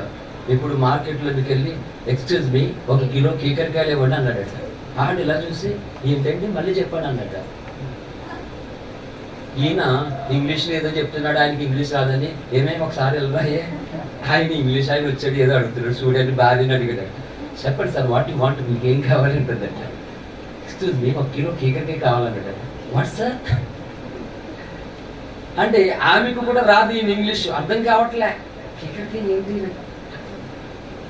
ఒకవేళ నాకు ఇంగ్లీష్ సరిగ్గా రావట్లేదేమో ఏమనుకుంటుంది. ఈమె ఇంగ్లీష్ మీద డౌట్ వచ్చేస్తుంది, ఈ మీద నమ్మకపోయింది. ఇప్పుడు ఏమైనా నువ్వు చదువుకున్నావు కదా, ఇంగ్లీష్ వచ్చిందని పడబడేసావు నువ్వు, నా ముందు వచ్చి డబ్బీ క్యాండిడేట్ నువ్వు నన్ను నమ్మించేసావు అని ఆయన. వెంటనే ఎన్ని అయిపోతాయి తెలుసా. ఆడు చదువు అలాగే ఏడ్చింది. కాకరకాయని ఏం చేసాడు, కీకరకాయ చేసేసాడు. ఆడు చేసేసాడు, వీళ్ళు ఎవరిది తప్పు కాదు. ఇప్పుడు అంటే చదువుకున్నాడట. బాబు నువ్వు భక్తుడు అయినా, భ్రష్టుడు అయినా, నువ్వు పాపివైనా, నువ్వు పరిశుద్ధుడైనా, నీవు దేవుని యందు భయభక్తులు ఉంచి తీరవలసిందే. హల్లెలూయా. వేరే ఆప్షన్ లేదు, ఉంచాలి. ఎవరైనా ఉంచాలి అంతే. ఉంచకపోతే నీకు గతి లేదు. యెహోవా భక్తులారా ఆయన యందు భయభక్తులు ఉంచుడి. అప్పుడు ఆయన యందు భయభక్తులు ఉంచడానికి ఏమీ కొదువు లేదట. మనం ఏం చెప్తున్నాం, దేవుని మాట టెక్టీజ్గా తీసుకుంటున్నాం, లైట్ తీసుకుంటున్నాం. ఫర్ ఎగ్జాంపుల్ ఈ గ్రామంలోనే ఒక సమ్మిట్ చాటింపు వేసింది. ఎమ్మెల్యే గారు వస్తున్నారట, అందరూ రావాలట, లేకపోతే మీ రేషన్ కార్డులు క్యాన్సిల్ అట, రేపొద్దుట రిలయన్స్ రోడ్ ద్వారా వచ్చేటువంటి డబ్బులు అసలు ఇవ్వడంట అన్నారంటే పెళ్లి కొడుకు పెళ్లి అప్పును కూడా ఆ రోజు క్యాన్సిల్ చేసుకుని వచ్చేస్తాడు. హల్లెలూయా. పెట్టుకోరు మాట్లాడితే అంతగా తర్వాత చేసుకుందాం, తప్పేముంది. అలాగే ఆ పెళ్లికి వెళ్ళి మానేస్తారన్నమాట. ఇది పరిస్థితి. నేను చెప్తున్నాను అంటే తప్పదు. మనం ఒక ప్రాంతంలో ఉన్నాం, కొన్ని ఆజ్ఞలు వచ్చినప్పుడు కొన్ని చాటింపులకు లోబడి కొన్ని కార్యక్రమాల్లో పాలుపొంగులు పొందాలి. కొన్ని నియమాలు అంటే ఆ నియమాలలో మనం పాలుపొంగులు పొందకపోతే కొన్ని నష్టాలను మనం పొందవలసి వస్తుంది. మరి దేవుడే ఆజ్ఞాపించినప్పుడు, దేవుడే నీకు ఒక లేఖ రాసినప్పుడు రిప్లై ఇవ్వవా ఆ లేఖకు? లేవా? మీకు అందరికి ఒక స్పష్టత ఇస్తున్నాను. నాకు రోజుకి 1000 మెసేజ్లు అంటే తక్కువ వస్తాయి. నాకు రోజుకి 1000 అంటే తక్కువ మెసేజ్లు. ఫోన్ కాల్స్ వస్తాయి, మెసేజ్లు వస్తాయి, అన్నీ వస్తాయి. నేను ఇంకా ఇన్స్టాగ్రామ్ కూడా వాడమని బోర్డు మంది అన్నారు. వద్దురా బాబు, అందుకే ఫేస్బుక్ యూట్యూబ్కి నా బతుకంత బస్ స్టాండ్ అయిపోయింది. ఇన్స్టాగ్రామ్లో ఏ గ్రాములు నాకు ఏమొద్దు, కాబట్టి ఏమన్నా నాకు అవకాశం ఉంటే 10 గ్రాములు బంగారం అని పెట్టాను. తక్కువలో తక్కువ ఒక 1000 మెసేజ్లు 24 అవర్స్ ఖచ్చితంగా వస్తాయి నాకు. కానీ నాకు వచ్చినటువంటి ప్రతి మెసేజ్కి కూడా అంటే గ్రూప్ వేలో ఉన్నటువంటి మెసేజ్ చూసుకొని ప్రేయర్ రిక్వెస్ట్లు అవి వస్తాయి, దానికి రిప్లై ఇస్తాను. ఇండివిజువల్గా వాట్సాప్ మెసేజ్ వస్తే రిప్లై ఇస్తాను. నా పిల్లలు మీరు ఒక కామన్ సెన్స్ మీరు నేర్చుకోవాలి. నేనైనా ఏదైనా ఒక మెసేజ్ మీకు ఫార్వర్డ్ చేయబడుతున్నప్పుడు కనీస సంస్కారం చెప్పినా దానికి రిప్లై ఇవ్వడం. ప్రేయర్ సింబల్ పెడతావో లేకపోతే ఇంకొకటి పెడతావో, థ్యాంక్ యూ పెడతావో, ఈ పద్ధతి ఇది ఉండాలి ఖచ్చితంగా. భక్తి నేర్చుకోవడం అంటే ఏదో పాటలు నేర్చేసుకోవడం, వాక్యాన్ని ఇది కాదు భక్తి అంటే. లోకంలో బోల్ మంది ఉన్నారు బైబుల్ కాలేజీకి వెళ్ళి నేర్చుకున్న వాళ్ళు. ఎందుకురా బాబు నువ్వు కాలేజీకి వెళ్ళి నేర్చుకున్నది? సంస్కారం లేని చదువు కంటే సాకరోడే నయం అన్నారు పెద్దలు, అవునా కదా? మరి భక్తి అంటే ఏంటి? నీకు ఒక మెసేజ్, నేను రంజిత్ దోపిల్ గారికి ఒక మెసేజ్ పెడితే ఫోన్ చేస్తాను, daddy I'm talk to call చేస్తాను, కాల్ అటెంప్ట్ చేయదనుకో, praise lord daddy I'm talk to me అని మెసేజ్ పెడతాను ఆయనకు. ఓఫిరి గారు నాకు రిప్లై ఇస్తాడు ఆయన, తెలుసా? వీలైతే వాయిస్ మెసేజ్ పెడతారు, లేకపోతే దానికి సింబల్ పెడతారు ఓకే బాబు అని చెప్పేసి, లేకపోతే మ్యాటర్ టైప్ చేసి పెడతారు. నేను ఎప్పుడు మెసేజ్ చేసినా సరే అంటే కాల్ చేస్తాను, అటెంప్ట్ చేయకపోతే మెసేజ్ చేస్తాను. నేను కాల్ రేరే చేస్తాను, నేను మెసేజ్ చేస్తాను, రిప్లై ఇస్తాను నాకు. కానీ చాలా మంది నాకు రిప్లైలు ఇవ్వరు. అది ఏదో అనుకుంటున్నాం, బుద్ధిహీనమైనటువంటి పని అది.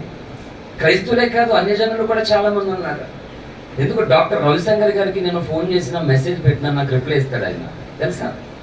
కాలేజీ లెక్చరర్స్ కూడా, సెంట్రల్ గవర్నమెంట్ జాబ్ చేస్తున్నటువంటి వారు కూడా నేను ఒక మెసేజ్ పెడితే చాలు రిప్లై వస్తుంది నాకు. మీకు ఒక మెసేజ్ వస్తుందంటే దైవజనం ద్వారానే ఏదో కింద మీద పడి నువ్వు దొరకడానికి కూడా కాదు, దానికి రిప్లై తెలియపరచాలన్నమాట. అంటే ఒక సంస్కారం, ఒక జ్ఞానం, ఒక విజ్ఞానం అనే దాన్ని మనం కలిగి ఉండాలి ఖచ్చితంగా. హల్లెలూయా. యెహోవా యందు భయభక్తులు ఎక్కడ పడితే అక్కడ దొరకవు మనకి. దేవుని కూర్చున్నటువంటి భక్తిని మనం ఎక్కడ పడితే అక్కడ నేర్చుకోవడము సాధ్యము కాదు. దయచేసి ఎవరో డిస్టర్బ్ అవ్వద్దు. అదే 34వ కీర్తన స్టార్టింగ్ లైన్ చదవండి మీరు. అది కాదు నేను చెప్పేది. 34వ కీర్తన స్టార్టింగ్ అన్నాను నేను. 1 అని చెప్పలేదు, 2 అని చెప్పలేదు. మీకు స్టార్టింగ్ అంటే కీర్తన స్టార్టింగ్ ఎంట్రన్స్ అని అర్థం. దావీదు అబీమెలెకు ఎదుట వెర్రివాని వలె ప్రవర్తించి అతని చేత వెలివేయబడిన తర్వాత, హల్లెలూయా. ఏంటి? బైబిల్ చదివేటువంటి, పుస్తకం చదివేటువంటి ఒక క్రమం, ఒక పద్ధతి మీకు నేర్పుతున్నాను చూడండి. ఇలాగా ఈ పరిశుద్ధ గ్రంథాన్ని ఇలా ఓపెన్ చేసినప్పుడు, ఇలా తీసినప్పుడు ఇక్కడ ఉన్నటువంటి పేజీ నుండి స్టార్ట్ చేయాలి, ఇక్కడ నుండి స్టార్ట్ చేయాలి. అందుకే డైరెక్ట్గా ప్రకటన గ్రంథంలోకి ఒకడు, ఆదికాండంలోకి ఒకడు, ఇంకో దాంట్లోకి ఒకడు దూకేస్తాడనమాట. హల్లెలూయా. పుస్తకం చదివేటప్పుడు కూడా రంజిత్ ఫ్రీగా పుస్తకాలు, ఏ పుస్తకాలన్నా ఇక్కడ నుండి ఇక్కడ వరకు చదవాలి, అప్పుడే నా పుస్తకం చదివినట్టు. కొంతమంది మధ్యలో ఇవన్నీ ఎందుకు ఆడుకోవడానికి ఇస్తారా? ముందు మాట, ప్రస్తావన, పరిచయ భాగాలు ఎందుకు ఇస్తారు ఆడుకోవడానిక? డైరెక్ట్గా వెళ్ళిపోతారు. నీ ముఖం నువ్వు డైరెక్ట్గా వెళ్ళక ముందు ఎక్కడ ఆగాలో, ఎక్కడ అర్థం చేసుకోవాలో, ముందు మాట ఏంటి, అవన్నీ కూడా చదవాలి. పుస్తకాన్ని ఎప్పుడు కూడా బోత్ సైడ్స్ మొత్తం కంప్లీట్ చేయాలి, అలా చదవాలి పుస్తకాన్ని. అలాగే ఈ చివరి నుండి చివరి వరకు చదువుతాను నేను ప్రతి పుస్తకాన్ని. మధ్యలో చాలా పేజీలు ఎగరగొట్టేసి 1వ నెంబర్కి వెళ్ళిపోతాం. రోమన్ నెంబర్లు ఎందుకు ఇస్తారు? ఆడుకోవడానిక? 1వ నెంబర్ దాకా వెళ్ళకముందు రోమన్ నెంబర్లు అన్ని కూడా నీకు విలువైన పాఠాలు నేర్పిస్తాయి. హల్లెలూయా. దావీదు కీర్తనలో మీరు ఏం చదివినప్పుడు కొంతమంది అలా అలవాటు ఉండదు, ఆ లైన్ దిగేస్తారు, డైరెక్ట్ గా ఆ రిఫరెన్స్ లో 1వ నెంబర్ నుంచి చదువుకొని వెళ్ళిపోతారు. కాదు, ఆ మొదట పరిచయం చేశాడు అక్కడ. ఓహో, ఈ కీర్తన ఇప్పుడు రాశాడు అనమాట, ఇలా రాశాడా అని. భక్తుడైన దావీదు ఆ 34 కీర్తన ఎప్పుడు రాశాడట? అబీమెలెకు అనేటువంటి రాజు ఎదుట ఎలాగా? వెర్రివాని వాళ్ళే. హల్లెలూయా. అంటే భక్తులు ఇతరుల ఎదుట ఎలా ఉన్నారట? వెర్రి వాళ్ళలాగా, పిచ్చి వాళ్ళలాగా, చేతకాని వాళ్ళలాగా, ఎందుకు పనికిరాని వారిగా ఉన్నారట భక్తులు. హల్లెలూయా. మీకు ఒక సంగతి చెప్తాను వినండి. చాలా మంది డాక్టర్ నన్ను ట్రీట్మెంట్ చేశారు. అందులో చాలా మంది డాక్టర్లు నన్ను సొంత కొడుకులా చూశారు. లేడీస్ డాక్టర్ ఉన్నారు, పురుషులు ఉన్నారు, మంచి చిన్న వయసు కలిగినటువంటి డాక్టర్లు, అమ్మాయిలు కూడా అన్నయ్య అని పిలిచినటువంటి వారు కూడా ఉన్నారు. హల్లెలూయా. నేను అడిగింది, చిన్న వయసులో ఎలా డాక్టర్ అయ్యారు, నర్సు అయ్యారు? నవ్వుకునేవారు వాళ్ళు. చాలా మంది క్లోజులు అయ్యారు. డాక్టరు అంటే నేను ఒక పేషెంట్గా ఉన్నప్పుడు ఒక డాక్టర్ నుండి నేను పొందుకోవాల్సినటువంటి ప్రేమ, వాళ్ళ నుండి కావాల్సినటువంటి ధైర్యము చాలా మంది ఇచ్చారు నాకు. కొంతమంది వేస్ట్, ఎందుకు రక్తం పోయేవాడికి ఎక్కించడం అని మా అమ్మ ఎదుర్కొంటేనే కొంతమంది మాట్లాడారు. అందుకు మా అమ్మ తట్టుకోలేదని నేను హాస్పిటల్కి తీసుకెళ్ళను తనకి అర్థం కాక నన్ను తీసుకెళ్ళడం మా అబ్బాయి అని మా అమ్మ బాధపడేది. నా ఆలోచన వేరు, తన ఆలోచన వేరు. నిజం చెప్పాలంటే కన్నతల్లికి కూడా నేను అర్థం కాలేదు. అంటే నా మీద ఉన్నటువంటి ప్రేమతో అమ్మ చేయవలసిన అన్నీ చేసింది. అంటే నేను తను ఎలాగ నా కొరకు ఏడుస్తుంది, మళ్ళీ ఇక్కడ తీసుకెళ్ళేది అమ్మని ఏడిపించాలని కొంచెం దూరం పెట్టేవాడిని. నా బాధ తన కళ్ళారా చూడకూడదని. ఎలా బాగలేదని తెలుసు, కానీ పడుతున్న బాధ తన కళ్ళారా చూడకూడదని కొంచెం అవాయిడ్ చేసేవాడిని, అంతే, వేరే కారణం కాదు మాట. హల్లెలూయా. అలాగే నేను కాలేజెస్లో కూడా, స్కూల్స్లో కూడా నేను చాలా మందికి చాలా ఇష్టం మాట. స్కూల్స్ కాలేజీలో కూడా ఆ లెక్చరర్స్కి నేను చాలా కొడుకులాగా నన్ను చాలా ప్రేమించేటువంటి వారు. డాక్టర్లు నన్ను బాగా ప్రేమించి దగ్గరకు ఉన్నందుకు కరోనా టైంలో హైదరాబాద్లోనే నా దగ్గర పిక్ ఉంది ఇప్పటికీ. మంచి కాకినాడలో ఒక్క డాక్టర్ కూడా ఆయనతో ఈక్వల్ కాడు మాట. హైదరాబాద్లో చిన్న వయసు ఆయనకి, మళ్ళీ ఆయనకంటే ఎక్కువ రక్తం నాకు ఉంది. నా భుజం మీద చెయ్యి వేసుకుని ఉన్నాడు. అప్పటికీ పేషెంట్గా ఉన్నాను నేను. భుజం మీద చేసుకుని పక్కన కూర్చొని కూడా దిగాడు ఆయన. అలాగే నువ్వు నా పక్కన నించోవాలంటే నీకు చాలా ఏంటి ఆయుధం తాకిన మొక్కలా కడతాను నేను. దోడు దండాకి రాసుకున్నటువంటి బాడీలో మెలికి తిరిగిపోతావు నువ్వు. అలాగే వాళ్ళు నాతో చాలా క్లోజ్గా ఉన్నారు. నాకు ఈ పాటలన్నీ దేవుడు ఎందుకు నేర్పించాడంటే నేను మీతో క్లోజ్గా ఉండడం కొరకు. అలాగే యేసయ్య నాతో క్లోజ్గా ఉంటాడు తెలుసా, ప్రవక్త నాతో క్లోజ్గా ఉంటారు. మరి నేను మీతో క్లోజ్గా ఉండద్దా? వాళ్ళు నాకు లోకో అవ్వలేదే. యేసయ్య లోకో కాలేదు, ప్రవక్త లోకో కాలేదు, డాక్టర్ లోకో కాలేదు. అరే నాకు రిప్లైలు ఇస్తున్నారు వీళ్ళు, నేను ఫోన్ లిఫ్ట్ చేస్తున్నారు వీళ్ళు, నాతో మాట్లాడతారు, ఎప్పుడూ లోకో కలగలేదు. రవిశంకర్ గారి దగ్గర అనేకులు తీసుకుని వెళ్తాను, ఆయన నన్ను ఎప్పుడు కూడా అదే గౌరవిస్తాడు. అలా నేను ఆయన ముందు కూడా సార్ అని సంబోధించి అలాగే మాట్లాడతాను. ఎప్పుడు ఏముండదు నా సహవాసంలో, స్నేహంలో, రిలేషన్లో నేను ఎప్పుడు అలాగే ఉంటాను. హల్లెలూయా. కానీ నువ్వు ఎందుకు అలా ఉండలేవు? నేను రిస్క్ చేసి కొంతమందిని కూడా తీసుకెళ్ళడానికి కారణం ఏంటి చెప్పిన, భక్తి నేర్పిద్దాను. హల్లెలూయా. లాంగ్ జర్నీలు చేసేటప్పుడు కూడా సేఫ్ జర్నీలు చేయాలి, రిస్క్ జర్నీలు చేస్తాం. ఎందుకు రిస్క్ జర్నీలు చేసుకోవడం? ఎక్కడో పాడతే వెళ్ళిపోతావు కదా, అడ్రస్ చెప్పేస్తే వస్తావు కదా, నచ్చితే వస్తలేదా మానేసుకుంటాం. కూడా ఎందుకు తీసుకెళ్ళాలి? మీరు వేరు వేరు వెహికల్లో వచ్చినా అందరూ వచ్చే వరకు నా హార్ట్ బీట్ కొట్టుకుంటుంది ఎక్కువ. నాకున్న ప్రేమ వేరు, మిగిలిన వాళ్ళకి ఏమీ ఉండవు. మహా అయితే ప్రార్థన చేయడానికి వస్తారు కొంపకే, అంతే తప్ప ఏమీ ఉండదు. అంటే నాతో పాటు అందరూ ఒకేసారి వెళ్ళిపోతే ఏ ఇబ్బంది ఉండదు. వెనకాల ఏమైనా పోలీసులు ఆపారంటావా, లేకపోతే పెట్రోల్ అయిపోయిందా, లేకపోతే ఏమన్నా బైక్ పంచర్ అయ్యిందా, ఏమన్నా జరిగింది, ఏంటి ప్రాబ్లం ఏంటని ఆగి తలకి 100 సార్లు అనుకు చెప్తాను నేను. ఎందుకు కూడా తీసుకెళ్ళేది? సేఫ్గా అందరూ ఒకే చోట ఒకేసారి వెళ్ళిపోవడం కాబట్టి. నువ్వు ఎప్పుడు వచ్చినా నాకు నో ప్రాబ్లం, నాకు ఇబ్బంది ఏం లేదు. అంటే ప్రేమ ఇక్కడ నువ్వు ఎప్పుడు వచ్చినా ఊరుకునేది కాదు. ఆ ప్రేమతోటి నువ్వు క్షేమంగా రావాలి, నువ్వు ముందు వరుసలో ఉండాలి, దేవుని కృప పొందాలని ఆరాటం అంతే. అంతకుమించి ఇవేవో ఖండితమైనటువంటి ఆజ్ఞలు, రూల్స్ ఏమీ కాదు. ఎంతో మంది భక్తి నేర్చుకుంటారని ఎంతో ప్రయాసపడ్డాను, నేర్చుకోవడానికి ఉండొతో రకరకాలు చేసుకున్నారు. ఈ ఉపయోగం ఏంటి? నేను ఒకటి చెప్తున్నాను అందరికీ స్పష్టంగా, స్థానిక సంఘంలో ఉన్న వాళ్ళు కానీ ఇంకా బయట నుండి వెంబడిస్తున్నా కానీ భక్తి నేర్చుకోవాలంటే రండి జోసెఫ్తో ప్రార్థనకు ఇంకో చోటికి. భక్తి నేర్చుకోవడానికి ఇష్టం లేనప్పుడు ఎందుకు అవసరం లేదు, దండగా మీ టైం వేస్ట్, చక్కగా ఇంట్లోకి వచ్చి భోజనం చేసి పడుకోండి. జోసెఫ్ తోటి నువ్వెందుకు రావాలనుకుంటున్నావు, ఎందుకు వెళ్ళాలనుకున్నావు అంటే ఒకటే, వన్ ఆఫ్ ద రీజన్, నేను భక్తి నేర్చుకోవాలి, ఈ నియమం ఉంటేనే స్త్రీలైనా పురుషులైనా ఎవరైనా సరే రండి. అది లేనప్పుడు అనవసరం కదా, ఎందుకు నీ టైం వేస్ట్ నా టైం వేస్ట్. అలాగే చాలా మంది నా జీవితంలో నమ్మించడానికి వచ్చారు నా దగ్గర. నేనేమో పిచ్చోడిని ఏం కాదు, చిన్నోడిని ఏం కాదు, నేను అసలు ఏసయ్య ఒడిలో పెరిగినోడిని నేను. అలాగే అమ్మ ఒడికైనా నేను దూరం అయ్యానేమో కానీ ఏసయ్య ఒడిలో ఆడుకున్న వాడిని నేను. ఏసయ్యతో ముద్దులు పెట్టుకున్నటువంటి వాడిని. ఏసయ్య హస్తాలను పడిపోతున్న నన్ను ఎత్తుకున్నాడు ఏసయ్య. హల్లెలూయా. కనుక ఇగో ఏ లేఖనమే దానికి ఆధారం. నా పిల్లలారా, మీరు వచ్చి నా మాట ఆలకించండి. ఇంత దూరం ప్రయాసతో అసౌకర్యమైనటువంటి ప్రయాణాలలో తక్కువ ఛార్జెస్తో చాలా ఇబ్బంది పడుతూ ఎందుకు అందరూ నేర్చుకోవాలి, అందరూ వెళ్ళాలి, వెంట పెట్టుకోవడానికి కారణం ఏంటి అనుకున్నారు? చూడండి, గలతీ పత్రిక 4వ అధ్యాయము 19వ వచనం. త్వరగా ముగింపులో ఉన్నాం మనం. 4:19 గలతీ. నా పిల్లలారా, క్రీస్తు స్వరూప్యము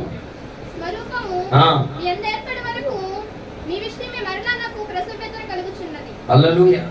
క్రీస్తు స్వరూపం ఎందు ఏర్పడే వరకు మరలా నాకు ప్రసవ వేదన కలుగుచున్నది. ఎందుకు ప్రసవ వేదన కలగడం?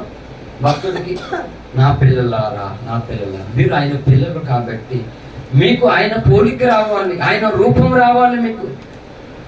చాలా దాంట్లో అచ్చా వీళ్ళు తాత నోట్లోంచి వచ్చినట్టున్నాడు, వీళ్ళు నాన్న నోట్లోంచి వచ్చినట్టున్నాడు అని అంటారు పిల్లల్ని కదా. సేమ్ వాళ్ళ నాన్నకే, సేమ్ వాళ్ళ నాన్నకల్లే ఇలా రకరకాలుగా మాట్లాడతారు. అంటే వాళ్ళ రూపం, వాళ్ళు పోలికలు పిల్లలకు కనబడినట్లుగా. మరి యేసయ్యను నమ్ముకున్నావు, యేసయ్య పోలికొద్దా నీకు? యేసయ్య మనసు వద్దా నీకు? యేసయ్య ప్రేమ వద్దా నీకు? ఈ ప్రేమ, ఈ పోలిక, ఈ రూపం, ఈ అందం, ఈ సొగసు నీకు రావడము కొరకు భక్తులు, దైవజనులు తన దగ్గరకు వచ్చినటువంటి బిడ్డల కొరకు ప్రసవేదన పడ్డారట. చెప్పండి, ఇప్పుడు దశమ భాగాల కొరకు పడ్డారా? నిజానికి ఇప్పుడు పాస్టర్లు దశమ భాగాల కొరకు ప్రసవేదనలు, దశమ భాగాల కొరకు ప్రసవేదనలు. తెల్ల బట్టలు, దశమ భాగాలు మొత్తం అన్ని తీసేవాలి. ఇవి పెట్టుకున్నారు, అన్ని పెట్టుకున్నామా చక్కగా. మీకు బంగారం ఏమైనా ఉంటే అన్ని పెట్టుకుంటారండి చక్కగా గుడికి. చిన్నప్పుడు పండగలకి వెళ్ళినప్పుడు అన్ని పెట్టుకుని వెళ్ళేదాను కదా. చక్కగా ఇల్లంటే పెట్టుకోండి దేవుడి దగ్గరికి. వాక్యం ద్వారా దేవుడు నీతో మాట్లాడినప్పుడు నీ ప్రేరేపణ వస్తే కానుక బట్టలు వేస్తావు కదా బంగారం. హల్లెలూయా. మా ఇస్తే నాకు ఎంచకి ఎట్టుకుని వస్తుంది, నాకు ఎంత ముచ్చట అవుతుందో ఖచ్చితంగా వేసేస్తుంది. చాలా మంది తెలివైన ఆడవాళ్ళు ఎట్టుకోట్లతో ఉన్నాయి కానీ భయం మాటలకి, అంటే దేవుడు మాట్లాడేసేటప్పుడు పడిన తర్వాత ఇప్పుడు దేవుడి మాటకి లోపడాలి. దేవుడి మాటకి లోపడాలంటే కాలుకి పెట్టి వేసేనమాట కదా. నిజంగా మీరు తెలివైన వాళ్ళే మీరు. అలాగే వేసుకోండి, అన్నీ ఉన్నాయి, చక్కగా వేసుకోవాలంటే. నేను బ్యాంకులు పెట్టుకుని ఉన్నాయి ఆడు ఇమ్మంటే ఇవ్వట్లేదు. చాలాసార్లు నేను ఇచ్చేది వాడిని, ఏమని అంటున్నాడు ఆడు. కాబట్టి చక్కగా నీకున్నవన్నీ ఎట్టుకుని రావాలి. దేవుడు సడన్ గా మాట్లాడడానికో చక్కగా వేస్తావు కదా, కానుగోలు పని అయిపోద్ది. దెబ్బతండి ఓ సౌండ్ బాక్స్ వచ్చేస్తుంది, ల్యాప్టాప్ వచ్చేస్తుంది, కెమెరా వచ్చేస్తుంది.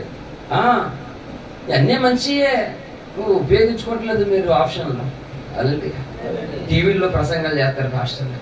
ఈ స్క్రీన్ మీద స్క్రోల్ అవుతున్నటువంటి నెంబర్కి మీరు Google Pay, PhonePe, Paytm, ATM వేసినట్లయితే దేవుడు ఇదే నెలలో నీ ఇంట్లో గొప్ప కార్యం చేయబోతాడు. ప్రియులారా, దేవుడికి నమ్మడం, దేవుడిని స్తోత్రం చేద్దాం. నేను చెప్పలేదు, వాళ్ళు. ఈ నెలలో నీ ఇంట్లో గొప్ప కార్యం చేయాలంటే నువ్వేం చేయాలి?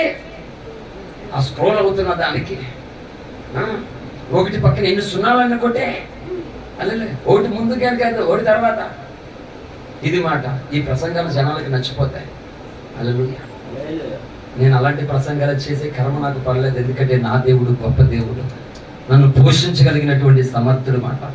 కానీ నువ్వు ఇస్తే అది నీకు లాభము, అది నీకు ఆశీర్వాదం. కానీ బలవంతంగా పీండ్రించి లాగించుకునేటువంటి చీప్ క్యారెక్టర్గా దేవుడు పెట్టలేదు మమ్మల్ని. హల్లెలూయా. కనుక అబీమెలెకు ఎదుట దావీదు వెర్రివాణిలాగా ఉన్నప్పుడు రాసినటువంటి శ్రేష్ఠ కీర్తన ఇది. ఈ పిల్లల కోసం పౌలు భక్తుడు ప్రసవేదన పడుతున్నాడు. ఈ ప్రసవేదనతోనే ఈ భక్తి నువ్వు నేర్చుకోవాలి. రండి, మనం అందరం వెళ్దాం, దేవుని కూటానికి వెళ్దాం, రండి, ప్రార్థనలకి వెళ్దాం, రండి కలిసి దేవునిలో ఆనందిద్దాం, రండి కలిసి ప్రార్థన చేద్దాం. ఇది కారణం అంతే. అంతేగాని నీ కూలి పని పాడు చేసో, ఇంట్లో చక్కగా ఉన్నదాన్ని టీవీ దగ్గర కూర్చున్న వ్యక్తులను బలవంతంగా లాక్కొచ్చేసో ఏం ఉపయోగం? అది దాని కొరకు కాదు. ఈ ప్రేమతో, ఈ కారణంతో మాట ప్రయాసతో, ప్రసంతో అందరినీ తీసుకెళ్ళి చాలా మంది నాకు చిన్నప్పుడే పేరు అంటే దేవుడి దగ్గరికి వచ్చిన తర్వాత ఇలా ప్రార్థన పడడానికి వెళ్ళినప్పుడే పిల్లల తండ్రి అని పేరెట్టారు నాకు. ఏ తండ్రి? పిల్లల తండ్రి. హల్లెలూయా. 3 మంది పిల్లలు ఉండేవారు, పిల్లల తండ్రి. ఆమెను అనుకుంటున్నాను నేను, ఎందుకంటే నా పిల్లలందరికీ భక్తి నేర్పించాడని. హల్లెలూయా. నేను మీ అందరికీ అంటే వయసులో చిన్నవాడిని, అలాగంటే కొంతమంది ఫీల్ అవుతారు నాకంటే పెద్దవాడు కదా. హల్లెలూయా. పెద్దోళ్ళకి పెద్దోడిని, చిన్నోళ్ళకి చిన్నవాడిని. హల్లెలూయా. కాబట్టి మీరందరూ ఎందుకు అంటే భక్తి నేర్చుకోవాలి. ఈ కారణంతోనే నేను మీ దగ్గర చిన్నపిల్లలాగా మీ దగ్గర కూర్చుని తినేయడం, మీరు పెట్టింది తినేయడం, మీతో సరదాగా ఉండేది ఈ కారణమే. అందుకని పని పాట లేకుండా మీ దగ్గర సరదాగా టైం వేస్ట్ చేసుకుని జోకులు వేసుకుని అంత తీరిక ఏమీ లేదు నాకు.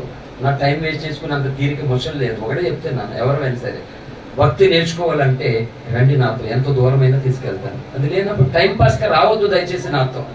దేవుని పని పాడేటువంటి విధముగా, దేవుని పని ఆటంకంగా, దేవుని పని నడిపిస్తున్నటువంటి దైవజన మనసును గాయాలు చేసే విధంగా దయచేసి ఎవరు రావద్దు. హల్లెలూయా. No entry. కాబట్టి రావాలంటే నేను కూడా జోసఫ్ బాబులా తయారవ్వాలి, జోసఫ్ అన్నలా తయారవ్వాలి, జోసఫ్ బాబులా తయారవ్వాలి అని కసి మంటతో నువ్వు వస్తే ఖచ్చితంగా ఆ అభిషేకం నీ మీద దేవుడు దింపేలా చేస్తాడు అన్నమాట. ఆ గురితో రావాలి నువ్వు దేవుడి దగ్గరికి. ఆ గురి లేనప్పుడు నువ్వు ఎక్కడికి వెళ్ళినా దానికి ఉపయోగం లేదు.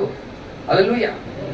కనుక ఈరోజు భక్తి నేర్పిస్తున్నటువంటి భక్తులు, భక్తి నేర్చుకుంటున్నటువంటి భక్తులు కుటుంబాల దృష్టిలో, లోకము దృష్టిలో, సమాజం దృష్టిలో చేతకాని వారుగా ఉన్నారు, వెర్రి వాళ్ళలాగా ఉన్నారు, పిచ్చి వాళ్ళలాగా ఉన్నారు. ఎందుకు? పనికిరాని వారిగా వారు ఉన్నారు. హల్లెలూయా.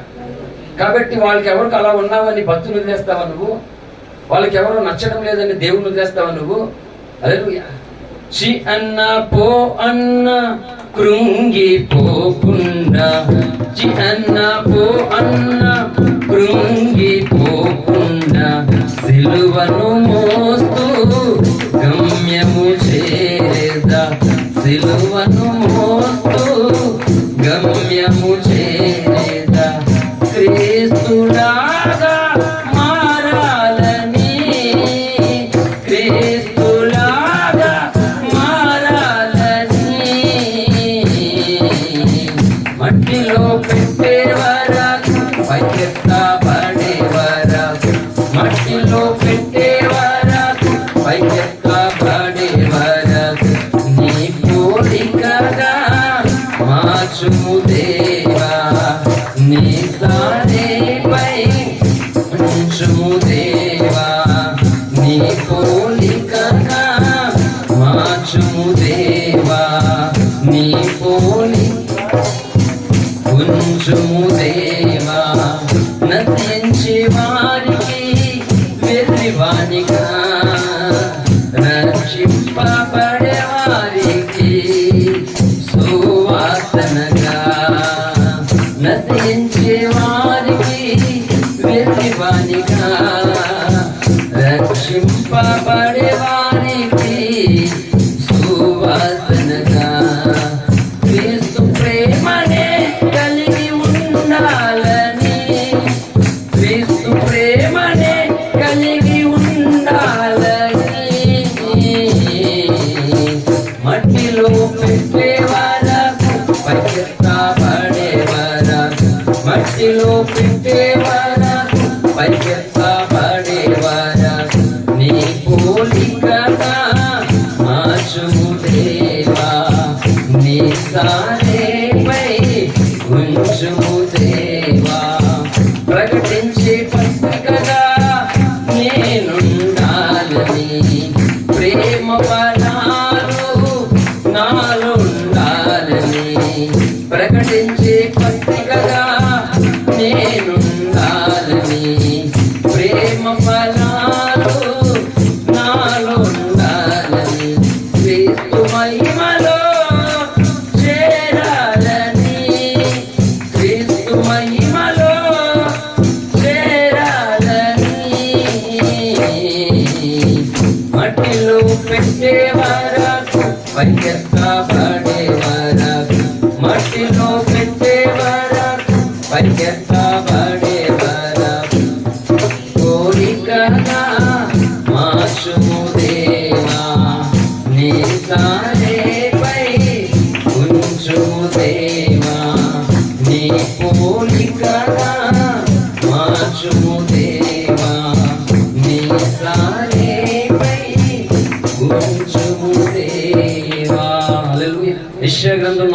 దేవుడు చివరిగా ముగింపులో లాస్ట్ వచ్చిన యెషయా గ్రంథం 45వ అధ్యాయం 19వ వచనం చదువుతాం.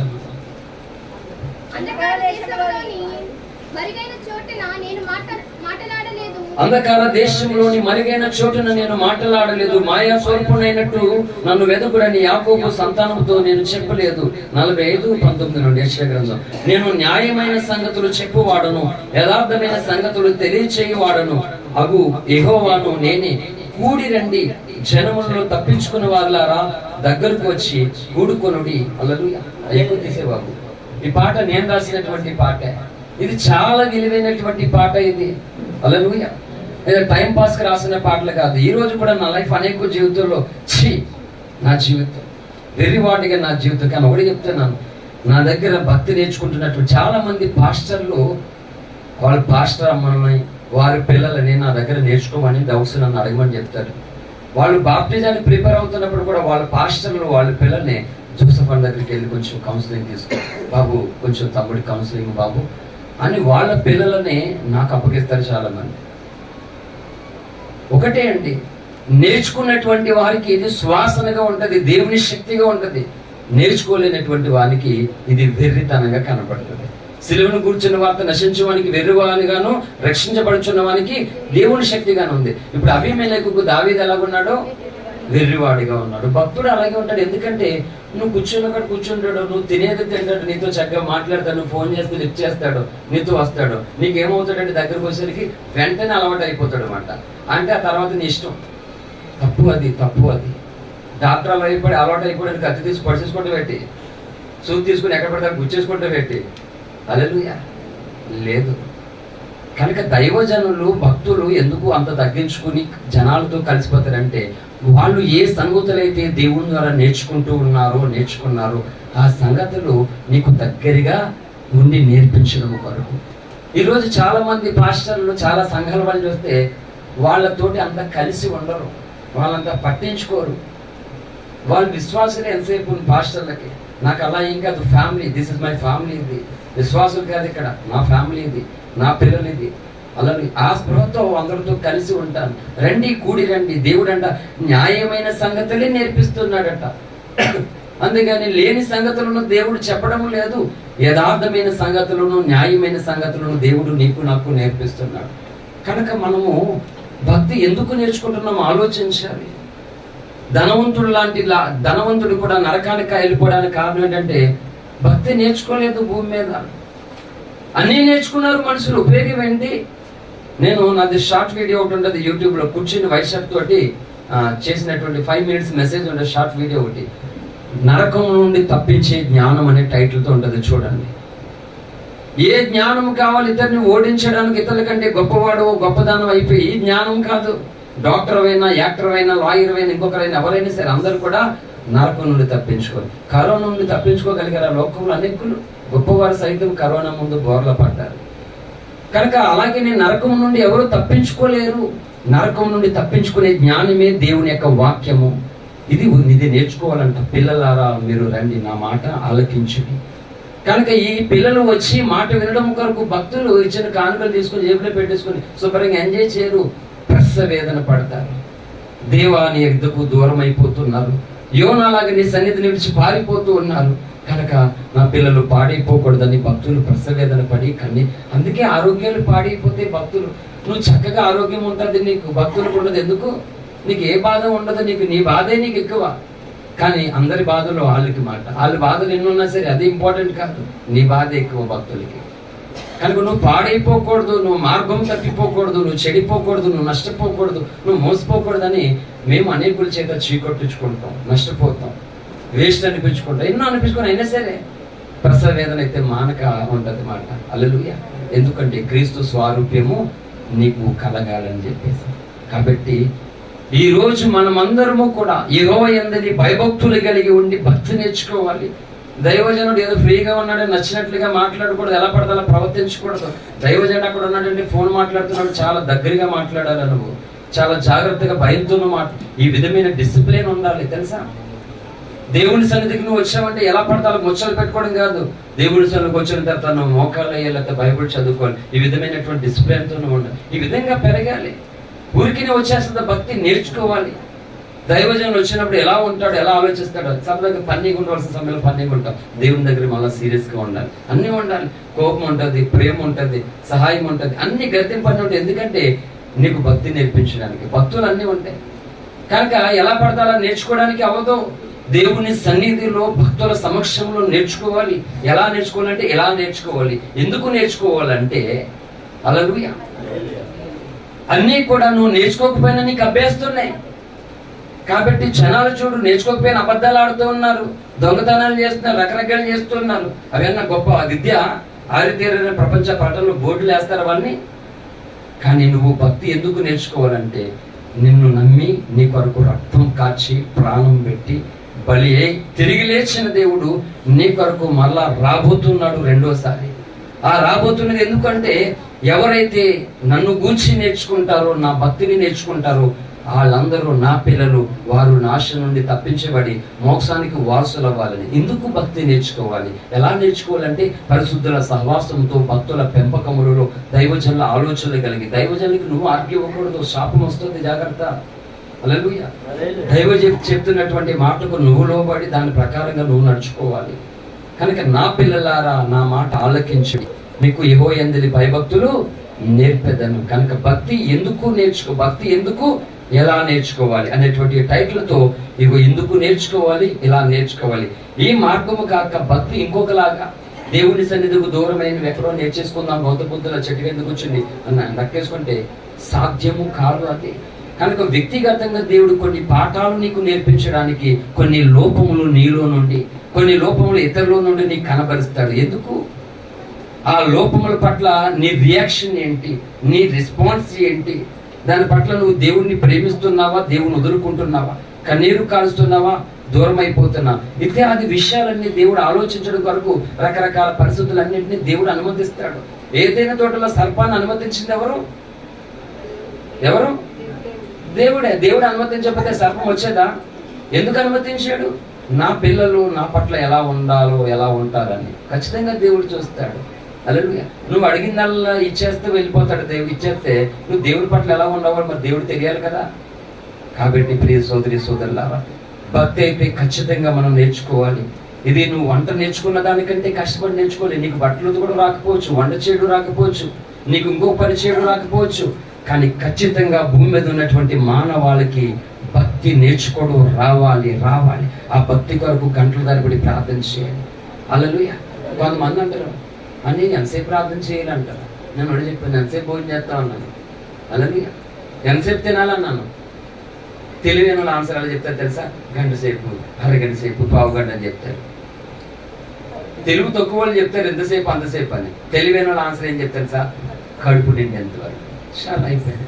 నేను అదే చెప్పాను, భక్తి ఎంతకాలం చేయాలి, ప్రార్థన ఎంతసేపు చేయాలంటే దేవుడు నీ యందు తృప్తి పొందే వరకు చేస్తూనే ఉండాలని చెప్పాను. అలా కనుక ప్రార్థన గంట సేపు చేసేది కాదు, అరగంట సేపు చేసేది కాదు. దేవుని యందు నువ్వు ఆనందించే వరకు, నీ యందు దేవుడు ఆనందించే వరకు ఆ ప్రార్థనా గదిలో దేవునితో అన్నాలాగా పెనుగులాడుతూ భక్తి సాధన చేద్దాం. ఈ మాటలు దేవుడు మన వెనుకడలో ఆశీర్వదించును గాక. ఆమేన్. Thank you. అందరికీ వందనాలు. సండే స్కూల్ పిల్లల పక్క రూమ్లోనికి వెళ్ళండి. మిగిలినటువంటి వారందరూ అలాగే మోకరించగలిగిన వారు మోకరించండి. అందరూ కన్నులు మూసుకుని దేవుడి సన్నిధిలో 10 నిమిషాలు ప్రార్థన చేద్దాం.